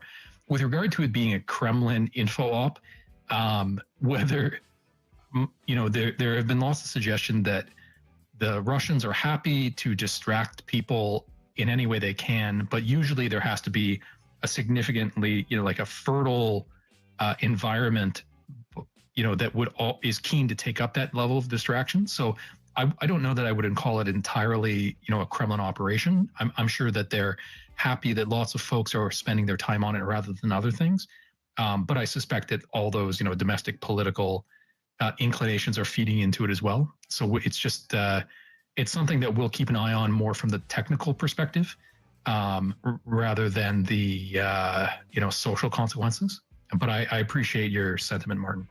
Yeah. I mean that's fine. I think the important thing is that it seems to mirror other things that have happened in the past. Where you end up with this huge explosion in social media, and really there's no positive outcome from it. It's just a load of hot air and a load of aggro, and it diverts people. I mean that's all. Of course, that is classic information war, isn't it? You distract and divert. You create conflict among people. The old Kremlin 4Ds. It fits into that kind of set of tactics, really. But that's what I wanted to say. Thank you very much. It's been a fascinating discussion. I'll continue listening. Thank you.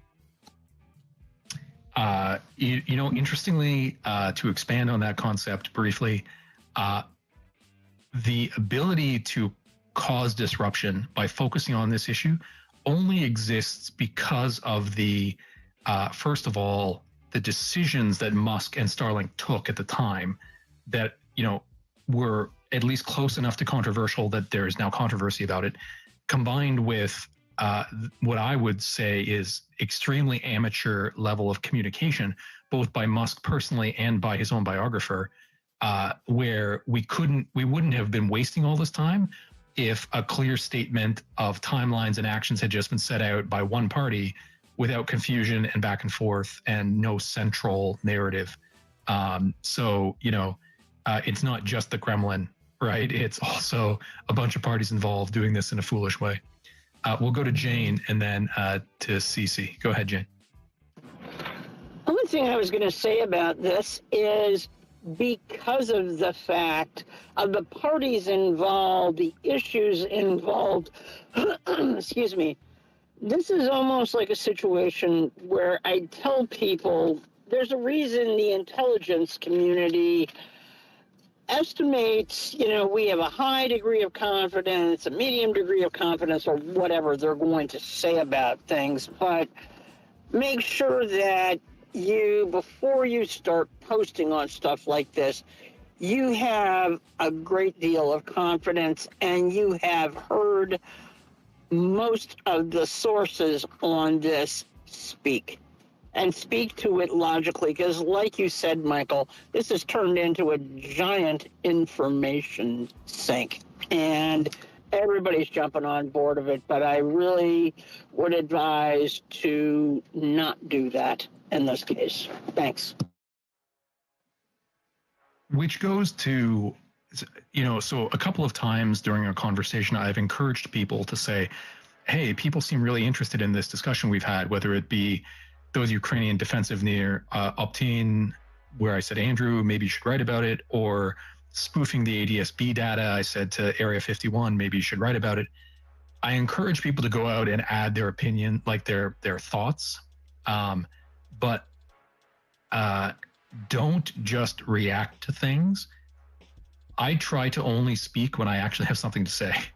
And I would encourage everybody to do that, because otherwise you just add to the cacophony without new information coming forward. Cece, did you want to go ahead? Well, I'd like to exhaust this topic because I have something completely different, so I'll just hang about till we're ready. Sure, Nukes, go ahead.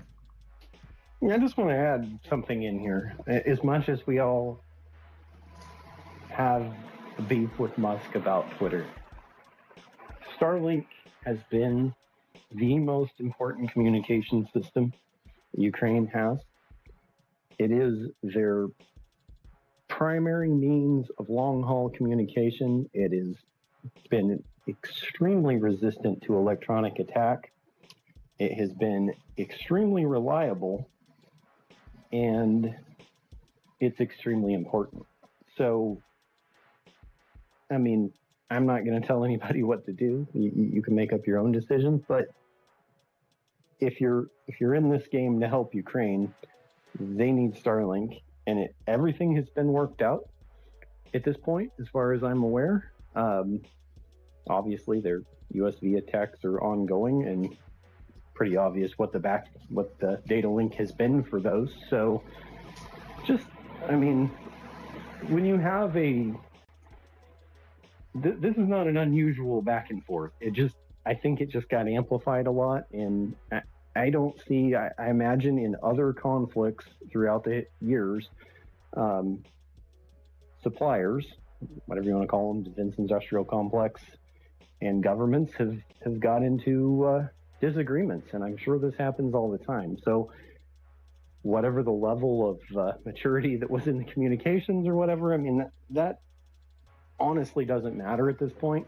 This is more of an issue for historians than it is going forward, because everything's been worked out. And I think there were some really good points earlier. I didn't catch who was saying it, but I mean, it's working, and it's super important, and it needs to stay working. So that's just my final word on the subject, and maybe we can put it to bed now.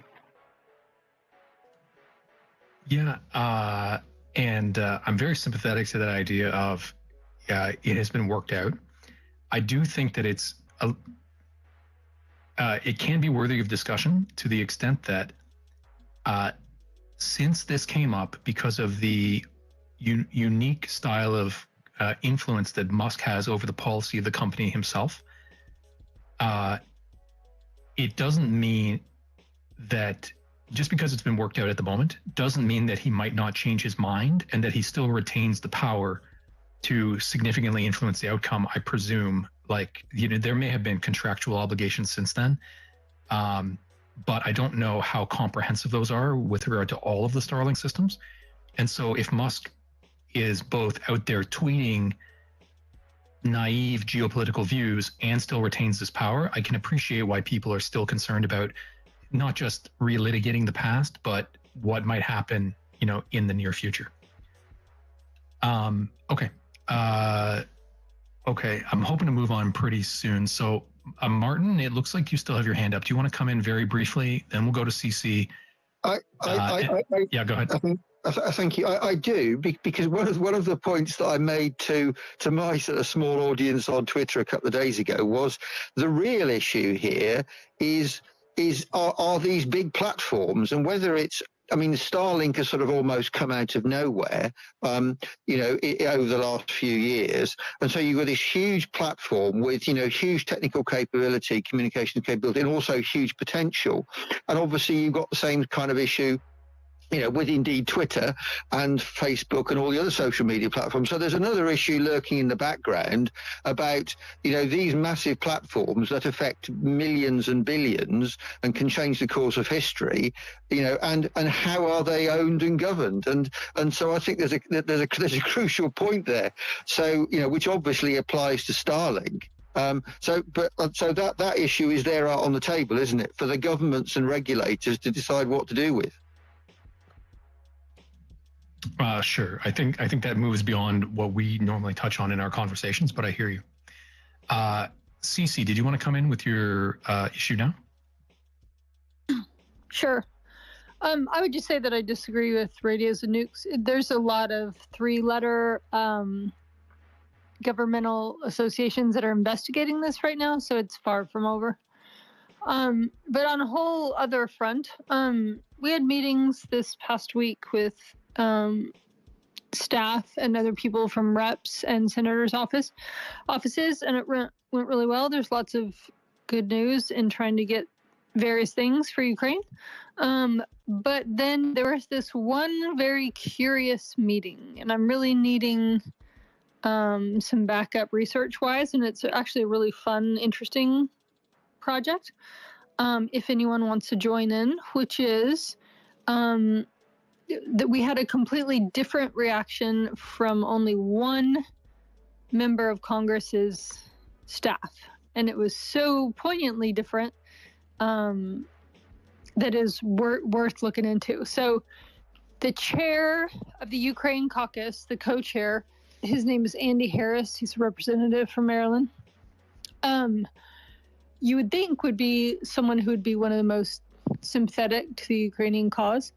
Not only were they not, they were literally regurgitating Russian talking points about weapons disappearing on the black market, yet had zero proof, and would not even nod their head towards the fact that there's things like the DoD audit and there's oversight on oversight, and was saying, well, you know, Representative Harris is half Ukrainian. So Cece, I'll just interrupt. I think it's great that you're making presentations to get support for Ukraine. I'd say at this point, you've made your point. The only reason I'm interjecting here is because since these are firsthand reports about private conversations and you're naming individuals, I don't have reason to. I'm not naming his staff. Oh, okay. Well, sorry, I didn't know if you were referring to meeting with him directly or his staff. But regardless, I have no reason to doubt you. But I think you've made your point that you're interested in some people working with you on further advocacy matters, and so you described it as fun and interesting, and everybody loves fun and interesting.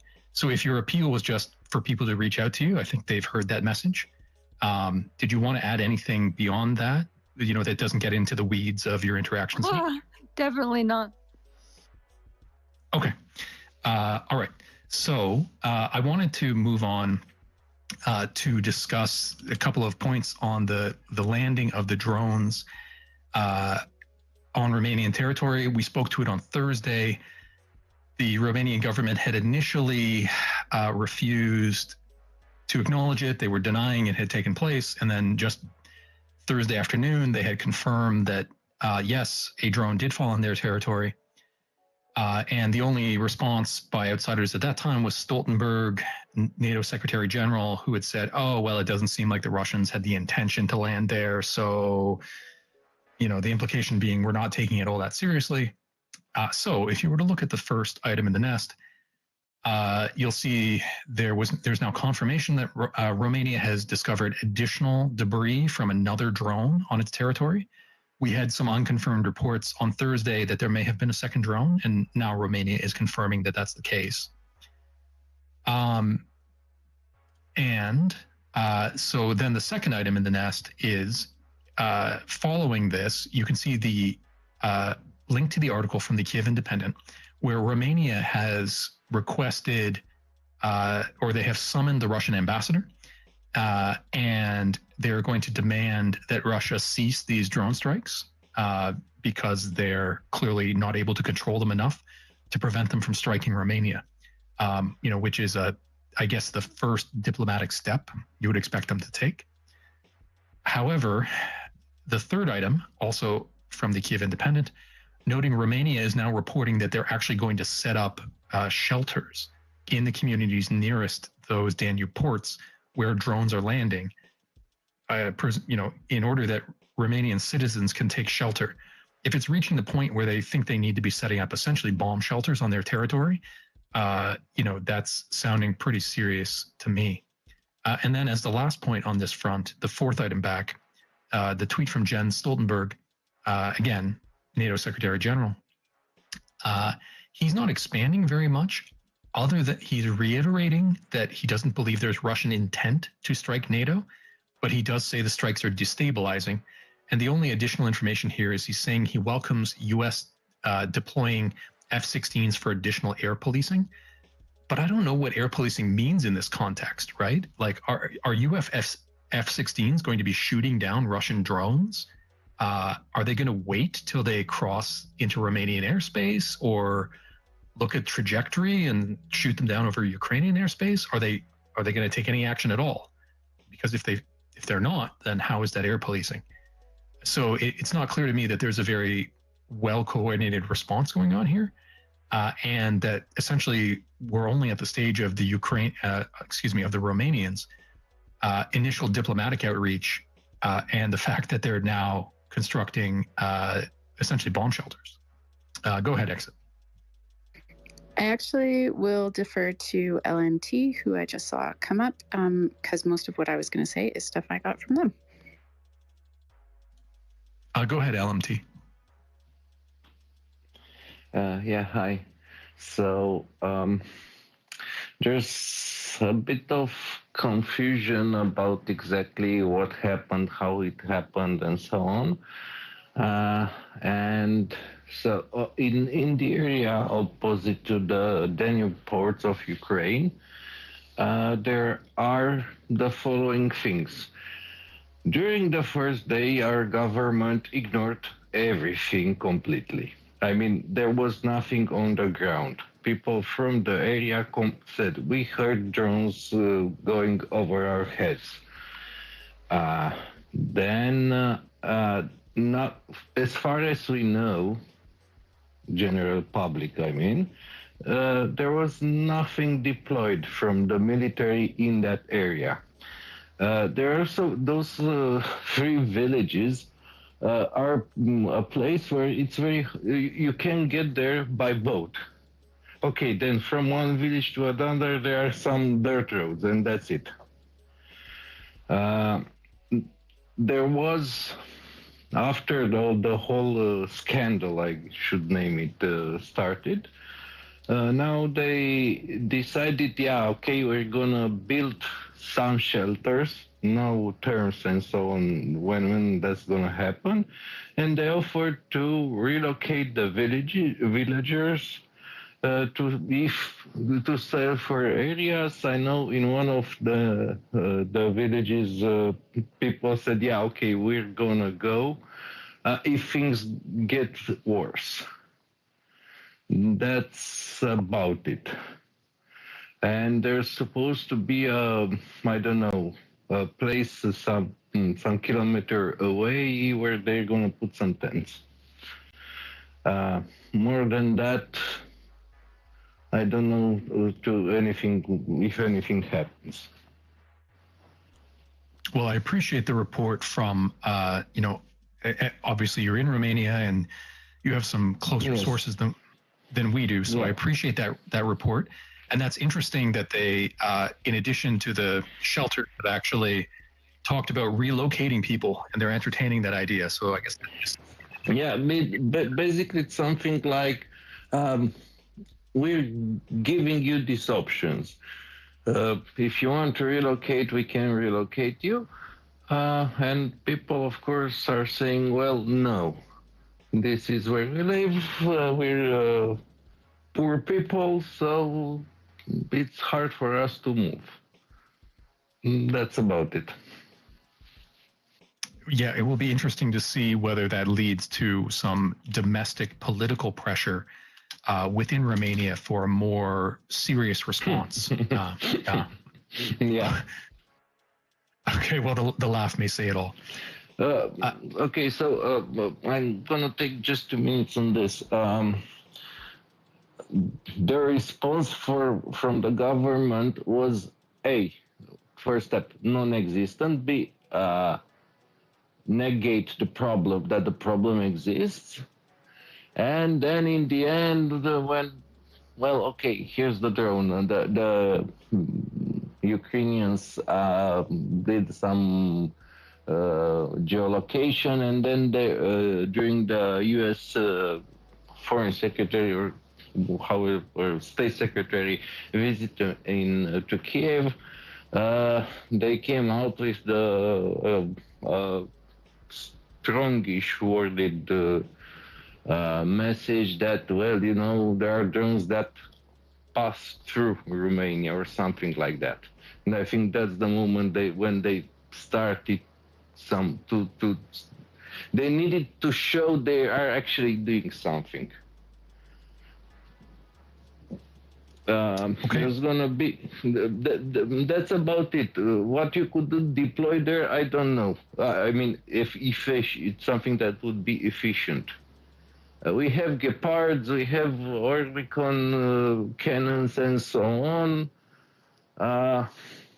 Or you could move there some of the Donald flotilla, but those are old ships, and basically you're gonna fire the guns manually. So I don't know what you hit with them. Well, it will be interesting to see the response by the government of Romania. Thanks very much for updating us. And since we'll keep an eye on this, check back in with us either next Thursday or Sunday, and hopefully we can get updates from you. Okay. Thank you. I'm going to go to Exit as co-host and then to Wolverine. Go ahead.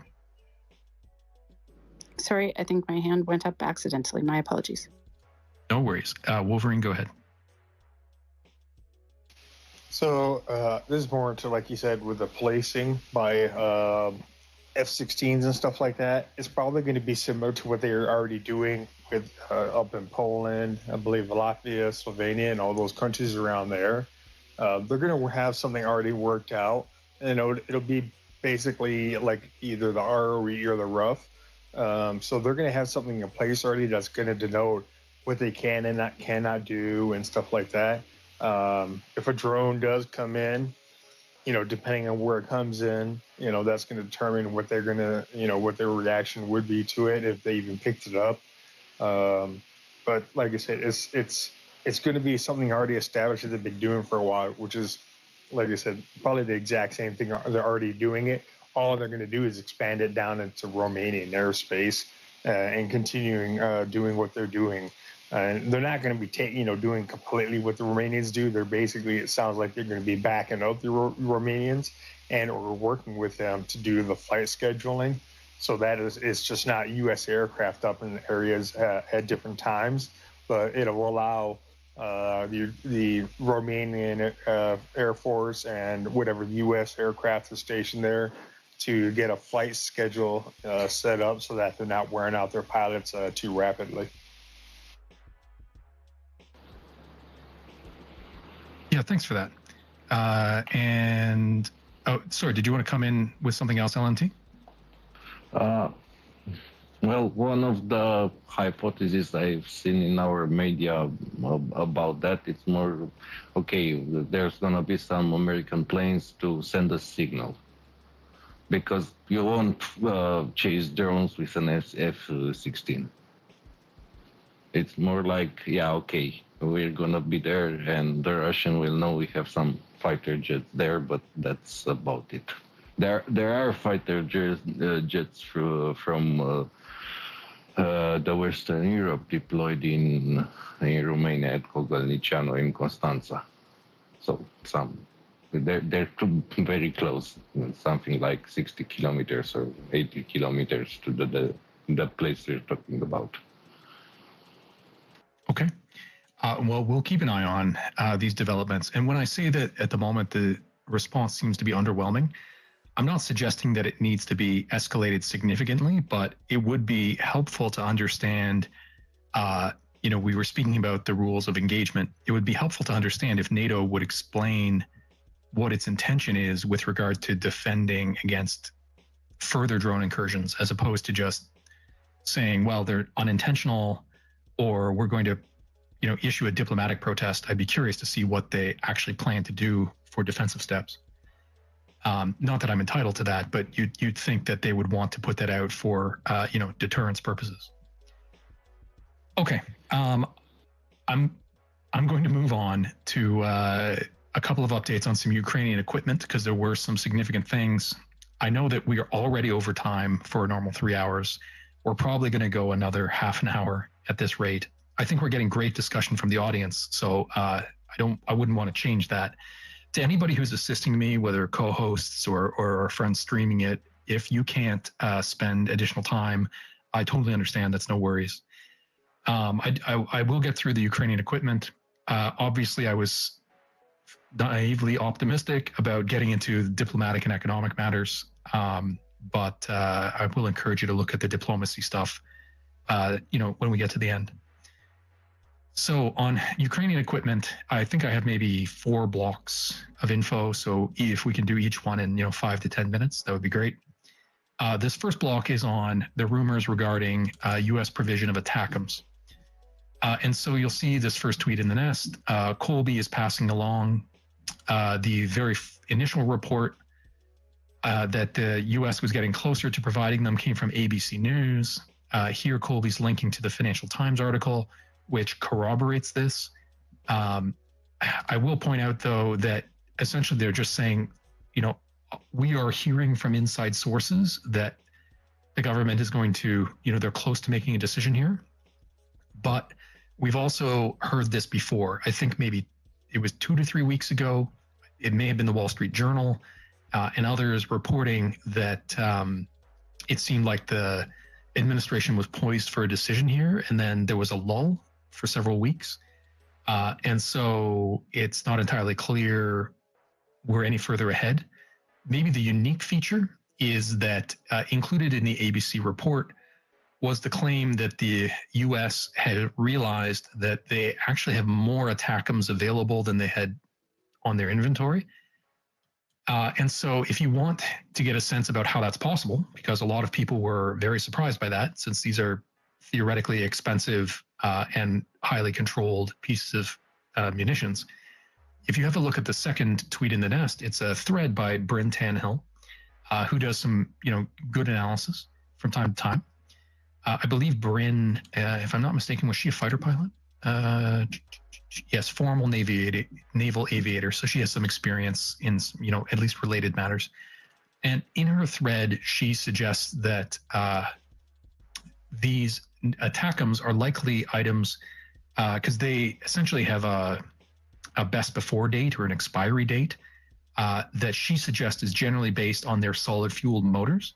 The idea being that they are, after a certain amount of time, are likely to move beyond a reliability threshold, and therefore they're moved out of active inventory, and that perhaps in looking at the inventory numbers, they hadn't taken into account these sort of stale dated systems, which could still be functional. They're just not perhaps economical to keep in immediate ready stock, and so they're not counted in inventory for that reason. Her thread goes on to make some other interesting points, essentially saying that if that's what is the case, then there will need to be inspections of these solid fuel engines firsthand to make sure they work. Those may add some additional delay, which is one factor. But she's also saying that it's critically important because if any of these engines were to fail upon launch, that would destroy the HIMARS system as well, which is obviously something to be avoided. And she makes several other interesting points about, if ATACMS do get deployed, the dilemmas it will create for Russia in deciding how to move its assets around that are suddenly now at risk that were not previously. However, she also suggests that there is a lot of thinking that the Ukrainians themselves will have to do, depending on how many ATACMS are provided, to think about what value of target would merit the use of an ATACMS. And she makes the point I thought was interesting, which is keep in mind that it's not merely the value of the individual asset that they'll have to consider, but also the value of the behavior, in that if they strike, perhaps not, a valuable asset, but not an incredibly valuable asset, but it's deployed in a location and it's struck merely to demonstrate to the Russians, hey, any assets of this type in this range are at risk, that may compel the Russians to move their assets back, whether that be logistics hubs, whether it be aircraft or the like.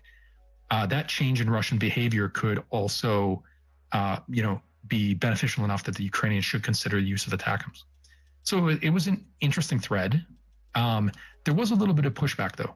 So if you have a look at the third item, it's a tweet from our friend John Ridge, and he notes here, and he's partly citing Colby as well, that some of the figures that she cites that are coming from official sources, it seems like they're probably not correct.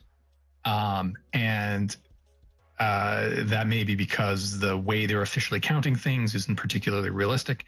We do know that Colby has, for a long time, been working on his thread on ATACMS numbers and application and so on, which we expect, will be forthcoming fairly soon, and we're all excited for that. John also gets into a little bit in that thread. Bryn had talked about the ability for Russian S-400 and similar systems to intercept ATACMS, and he has some, qualifications and that he goes through in this thread about, well, the S-400 may not be as effective against ATACMS as Bryn suggests, but in any event, I thought it was helpful to read the two together. Let me just have a quick look. I'll just speak to one more item, then we'll go to Colby. This fourth item in the nest was an additional thread on implications from Michael Weiss, and he makes the point about the importance of ATACMS as a sort of a redundancy system, in that much of Ukraine's current long-range strike ability is based on their aircraft inventory, but that it exists at risk. And, if there were a particularly unfortunate success by the Russians in, say, striking a Ukrainian airfield that could limit Ukrainian long-range strike, having something like ATACMS as a secondary option means they have a little bit of redundancy in that capability. And I thought that was a worthwhile point as well. Colby, would you like to go ahead? Thanks. So this is an interesting situation where you have Michael Weiss, who doesn't have a military background, and Bryn Tannehill does, but Michael has managed to write a thread which is is technically accurate and has better analysis as well, I would say. And Bryn's thread has a number of factual inaccuracies, which impacts the validity of the analysis because the underlying information is just not correct.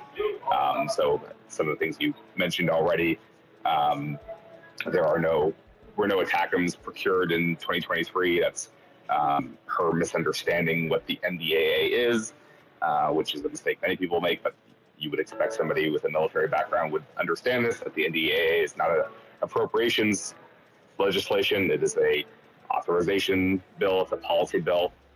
So it doesn't actually fund anything. Her understanding of Russian ground-based air defense, again, is not correct with regard to the S-400s and the difficulty of intercepting ballistic targets versus cruise missiles. So just a lot of inaccuracies in there that are impacting the analysis. And finally, I would say sort of on the question of how this happened with the reporting that there's this all these missiles that they didn't realize they had and how that came to be. I previewed this a little bit on Tochny earlier, and you'll see all this research when I publish my thread. I'll just say that the DoD planned to refurbish the entirety of their inventory of all the expired missiles that are past their shelf life. So in order for them to have been unaware of some number of missiles that were expired, that would require basically everybody in the Missiles and Space Program Office who run this program to just have forgotten over the last couple of years that they had all these missiles, because they all very well knew that because their own plans called for refurbishing all of them. And I know there hasn't been 100% turnover in Missiles and Space PEO over the last few years. So it seems extremely implausible to me that the Department of Defense was not aware that they had all these missiles, because their own people certainly were aware of that because they were planning on refurbishing all of them. So I just don't view that explanation being posited in the current reporting as a credible explanation for how this came to be. Well, and there might be some playing of politics at hand as well, in terms of the explanations that are being offered to the journalists, and so it's the only option being presented at the moment. So it may take time for sort of the real details to come out, but we'll keep an eye on it. Obviously, I'm going to be waiting for an actual announcement about them, and I would expect that because they've been so hotly anticipated, at the time we get an announcement, we should also get an estimate as to timing. So both of those will be interesting items. I have Stolas, go ahead. Yeah, so this one's kind of specifically for Colby. So is there the potential, and this is getting into speculation, and I know we don't like speculation, but it's worth pointing out, is there the potential that the knowledge of the attackums were obfuscated to allow the U.S. government time for refurbishment to put them into play? And I'll go back to listener to take the answer, if you know. I have to think about that. I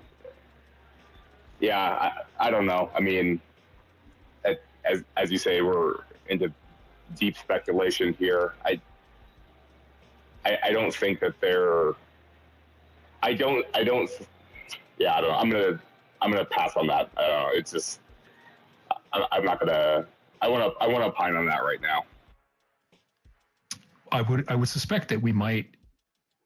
One possibility for getting an answer on that will be if the announcement is made that the U.S. intends to provide ATACMS, and then they say, and they'll be delivered in 4 months or 5 months, then we could probably say the answer is no. They were not secretly refurbishing them if there's going to be a delay at this point to do that. However, if some numbers start to appear in theater and the U.S. isn't saying how many they're providing at a given time, then it'll be ambiguous. So we'll just have to keep an eye on what details accompany any announcement. Jacoby, go ahead. Yeah, I just rely very much on the great threads following this topic rather than I just follow it through other people.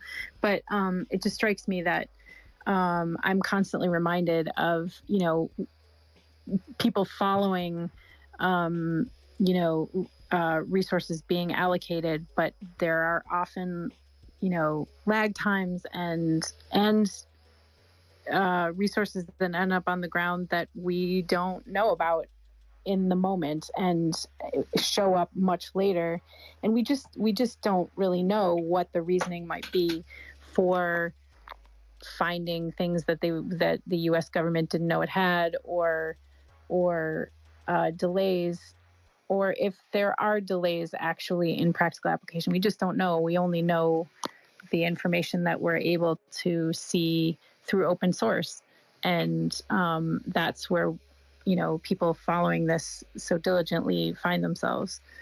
So I think just tempering how we're taking in this information and trying to, figure out allocation as best we can. And it's just, fungible, clearly. I've definitely heard people argue there is way more equipment in theater than we know, which I suppose is plausible. I don't tend to like the idea of,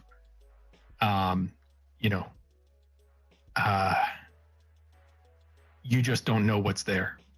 And I think you can admit that at the same time as saying, okay, but we will rely on the things we can prove. In terms of the things we will repeat to others that are there. If it's speculation, then I'll say, okay, maybe that's true, but I'm not going to repeat and say it's likely it's there if there's no actual evidence of it. In that some people are saying, oh, well, tons of things have been provided without being previously announced. And I would say that it's very much a mixed case. There were some prominent examples like the HARM anti-radiation missiles that there was a sense they were there before they were actually announced. That's one clear case. But then there have been many others where it's clear that the announcement came before the actual provision of equipment. So I don't know that you can indicate that there's a tendency one way or the other. Go ahead, Jacoby. And my saying that wasn't suggesting that we should accept things in theater or not, only to go to Eye of Stolas's question posited to Colby, the plausible explanations out there that one might be able to consider behind finding resources that we didn't know we had or counts that weren't quite accurate.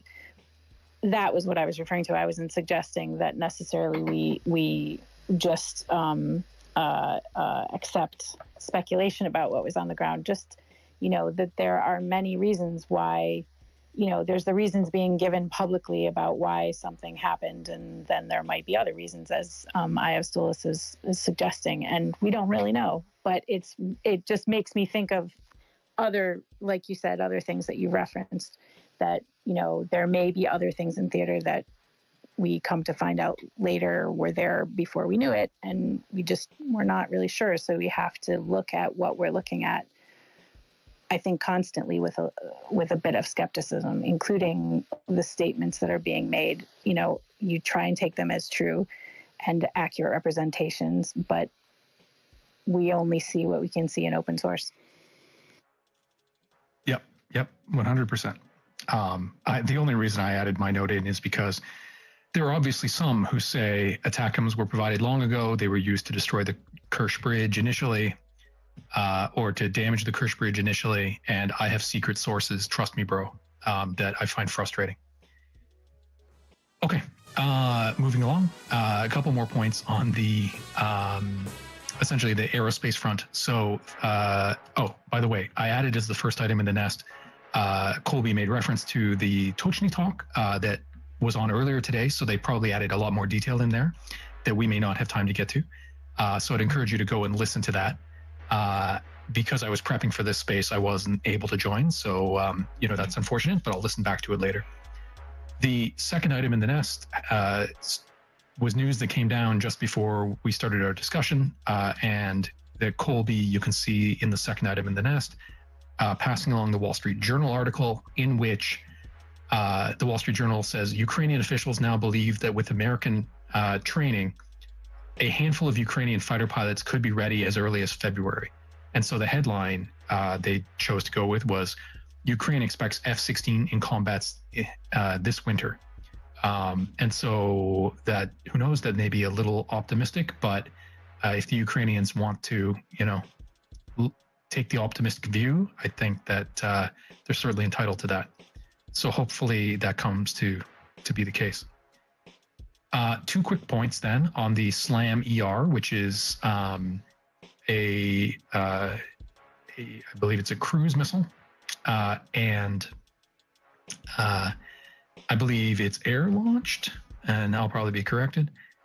But in this tweet, third in the nest, Colby is passing along an update from Air Power. Apparently, Boeing was awarded a contract in order to produce greater numbers of both Harpoon and the SLAM, which is the standoff land attack munition. Excuse me, standoff land attack missile. And this will allow for considerable increase in capacity. And both Colby and John for several months have been highlighting that SLAM is the one missile that is likely to be most sustainable in the long run. My understanding is that's because of its cost and the fact that they're ramping up to produce large numbers of it. And so, whereas some of these other production lines would have to either be restarted, or if they were going to produce additional munitions, they would, most of the additional would be destined for Ukraine.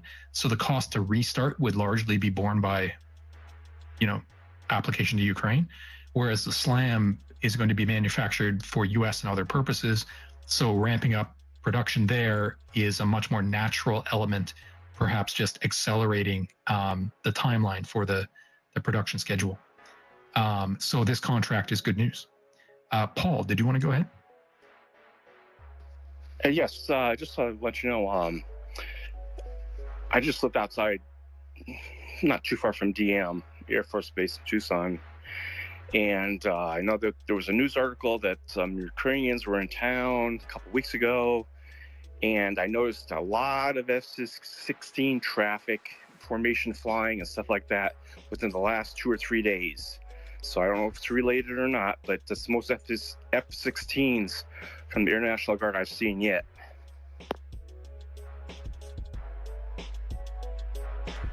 Well, that's very interesting. And so, are you you think that may actually be training of Ukrainian pilots?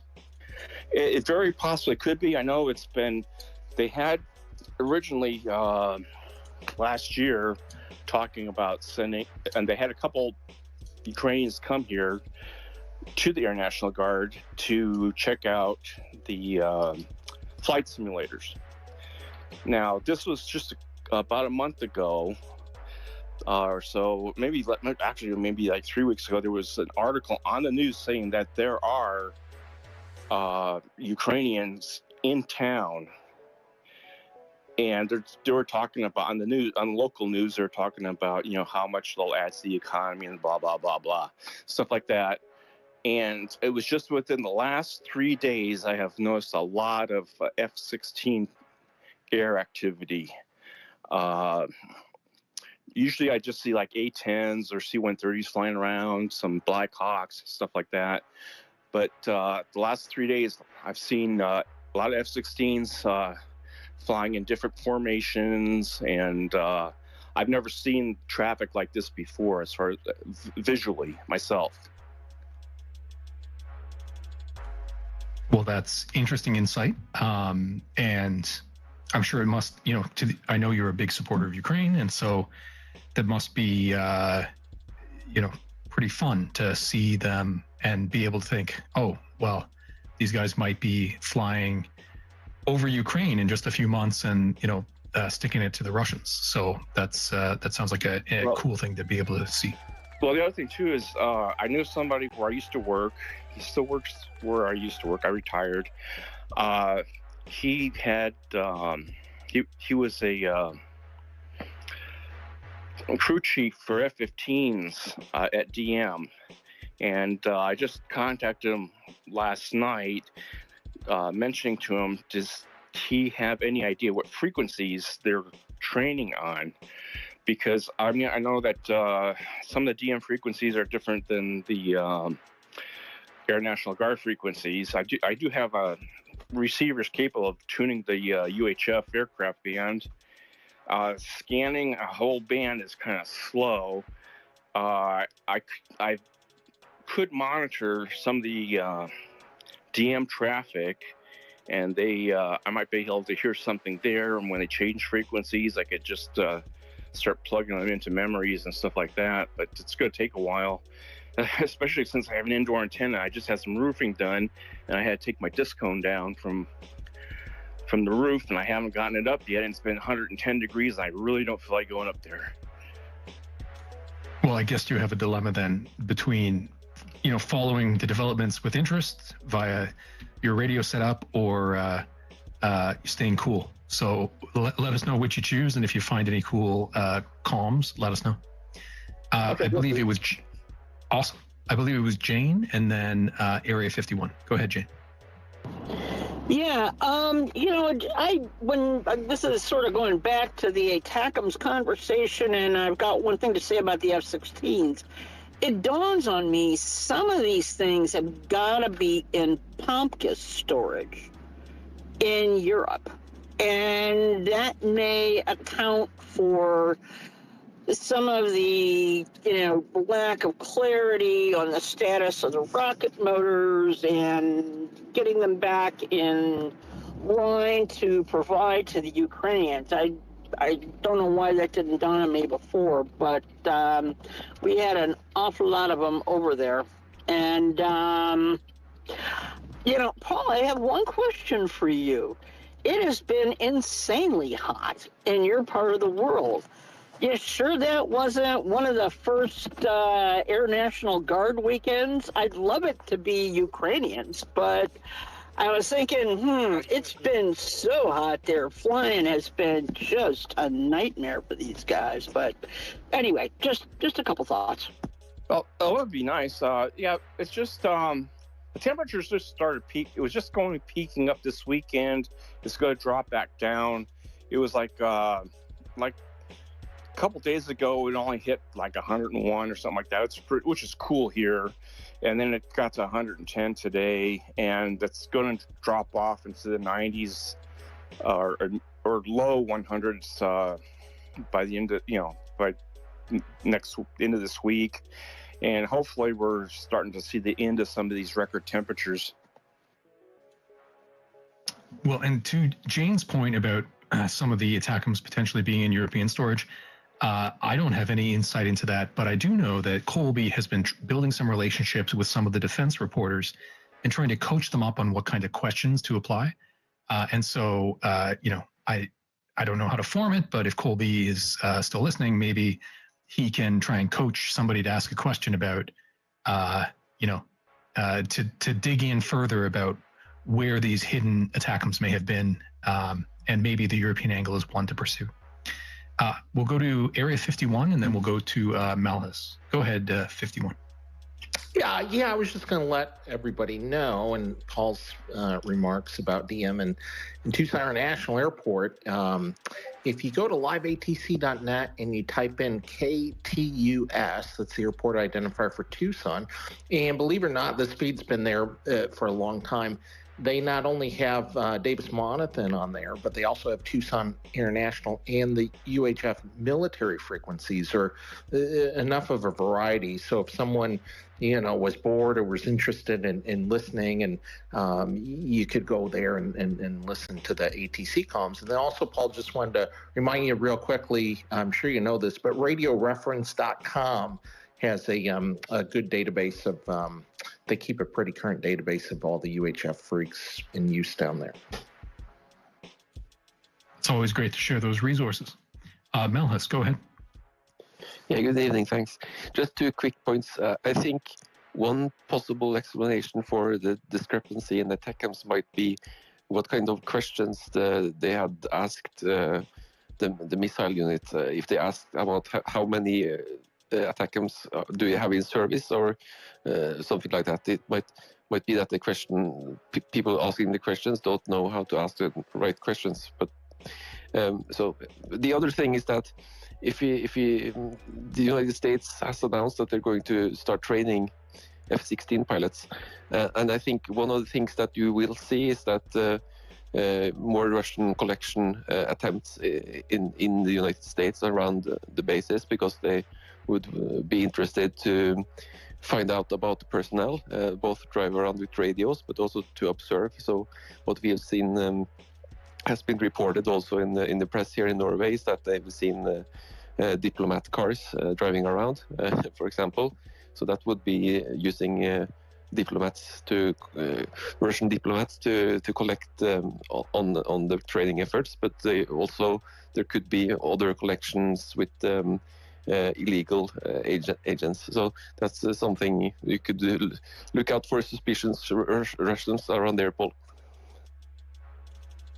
Well, there was, I guess, a high-profile story that came out in this past week about apparently increased incident of Chinese nationals wandering on to U.S. military bases. And apparently most of those cases are being only pursued as trespass, and the numbers are increasing, and the belief is that some of that is being driven by Chinese espionage. That the folks wandering onto those bases are collecting intelligence. I'd have to find the article in reference to it. It was one of the major papers, whether the Washington Post or Wall Street Journal. And I wonder if the Chinese have a more advanced collection network, whether they might be collecting information of that sort you describe and then, potentially passing it to the Russians. But again, that's wandering into speculation. Okay, I have 2 more blocks of material, but they're probably fast. They probably won't generate quite as much discussion. Just before I get to those, I'll note up in the nest, I've added 2 items, one being the invitation to our conversation on Thursday. So our next talk, it will be Thursday at 9 p.m. So you can set your reminder now. And I mentioned it at the top of the space, and then toward the end here, the second item in the nest is the link to the YouTube channel where our friends live stream this conversation. So you can always check out an episode if you've missed it over there, or if you just prefer to listen while driving or doing chores, check out the YouTube account. Okay, so moving along quickly, we had been talking about the SLAM ER and the new contract for their production, which again is not currently destined for Ukraine. There has not been an announcement of those being provided, but the idea is because their production is being ramped up, that may create opportunity for more to be provided to Ukraine, or for them to be provided to Ukraine. On that same front, you'll see the third item in the nest, tweet from John Ridge.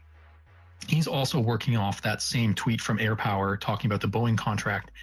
And he notes that he managed to dig up a product sheet for these missiles, and that apparently in the past their integration onto MiG-29s had already been studied, which he's using to suggest that if SLAM missiles were provided, then they would be hopefully that much further ahead the curve on putting them on Ukrainian MiGs. So they might not only be F-16 items, which is an interesting insight. Moving on to some land-based items, you'll see the fourth in the nest tweet from Medusa. Interesting, just kind of a quirk, that apparently of the Leopard 1s that were provided, 6 of them were actually pulled out of museums. And the detail included in here that the museum pieces were actually evaluated as being more combat ready than ordinary tanks and storage. So for those who are into the ground equipment, take that for what you will on the, protocols for sort of long-term storage of old equipment. The fifth item is a tweet from Tyler Rogaway, who writes for the Warzone.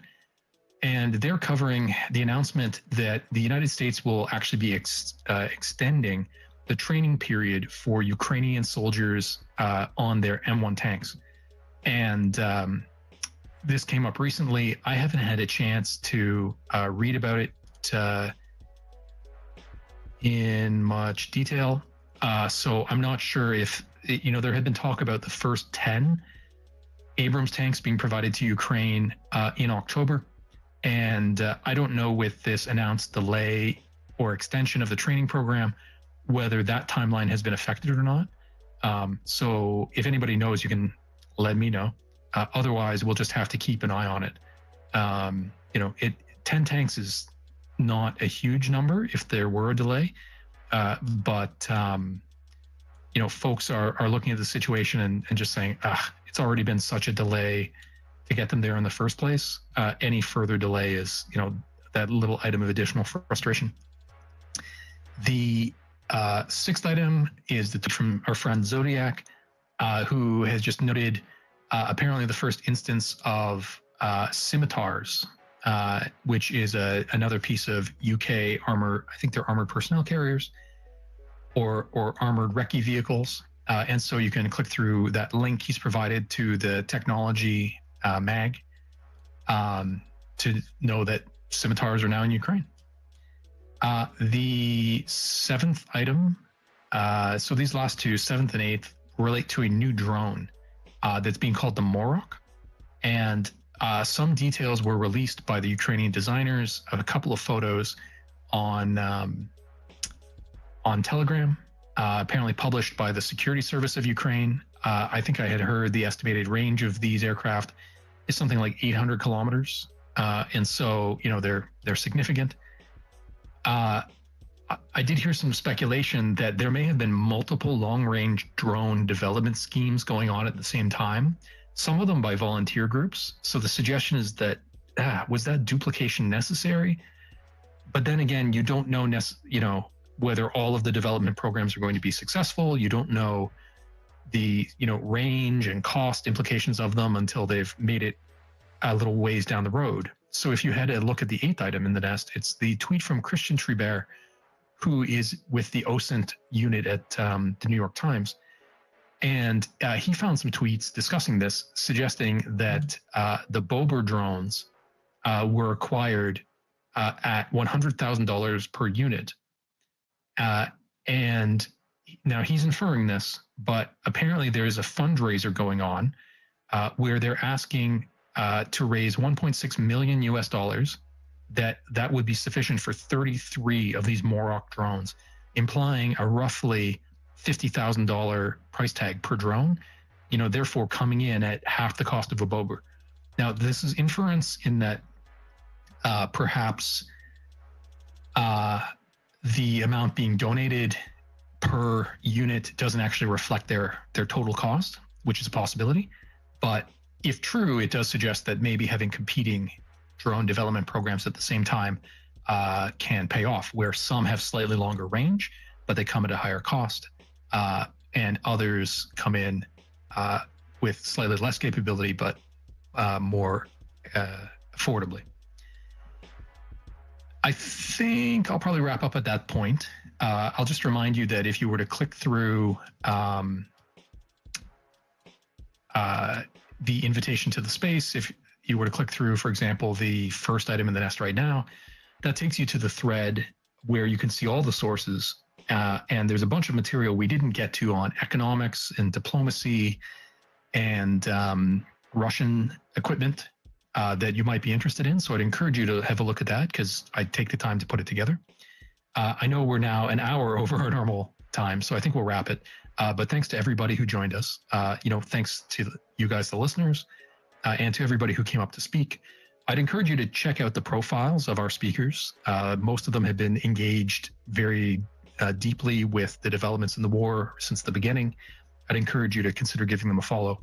And I'd like to thank my co-hosts, Exit and Jacoby. Without your guys' help, it would be very hard to run these spaces. And so I hope that we'll see you guys all on Thursday night at 9 p.m.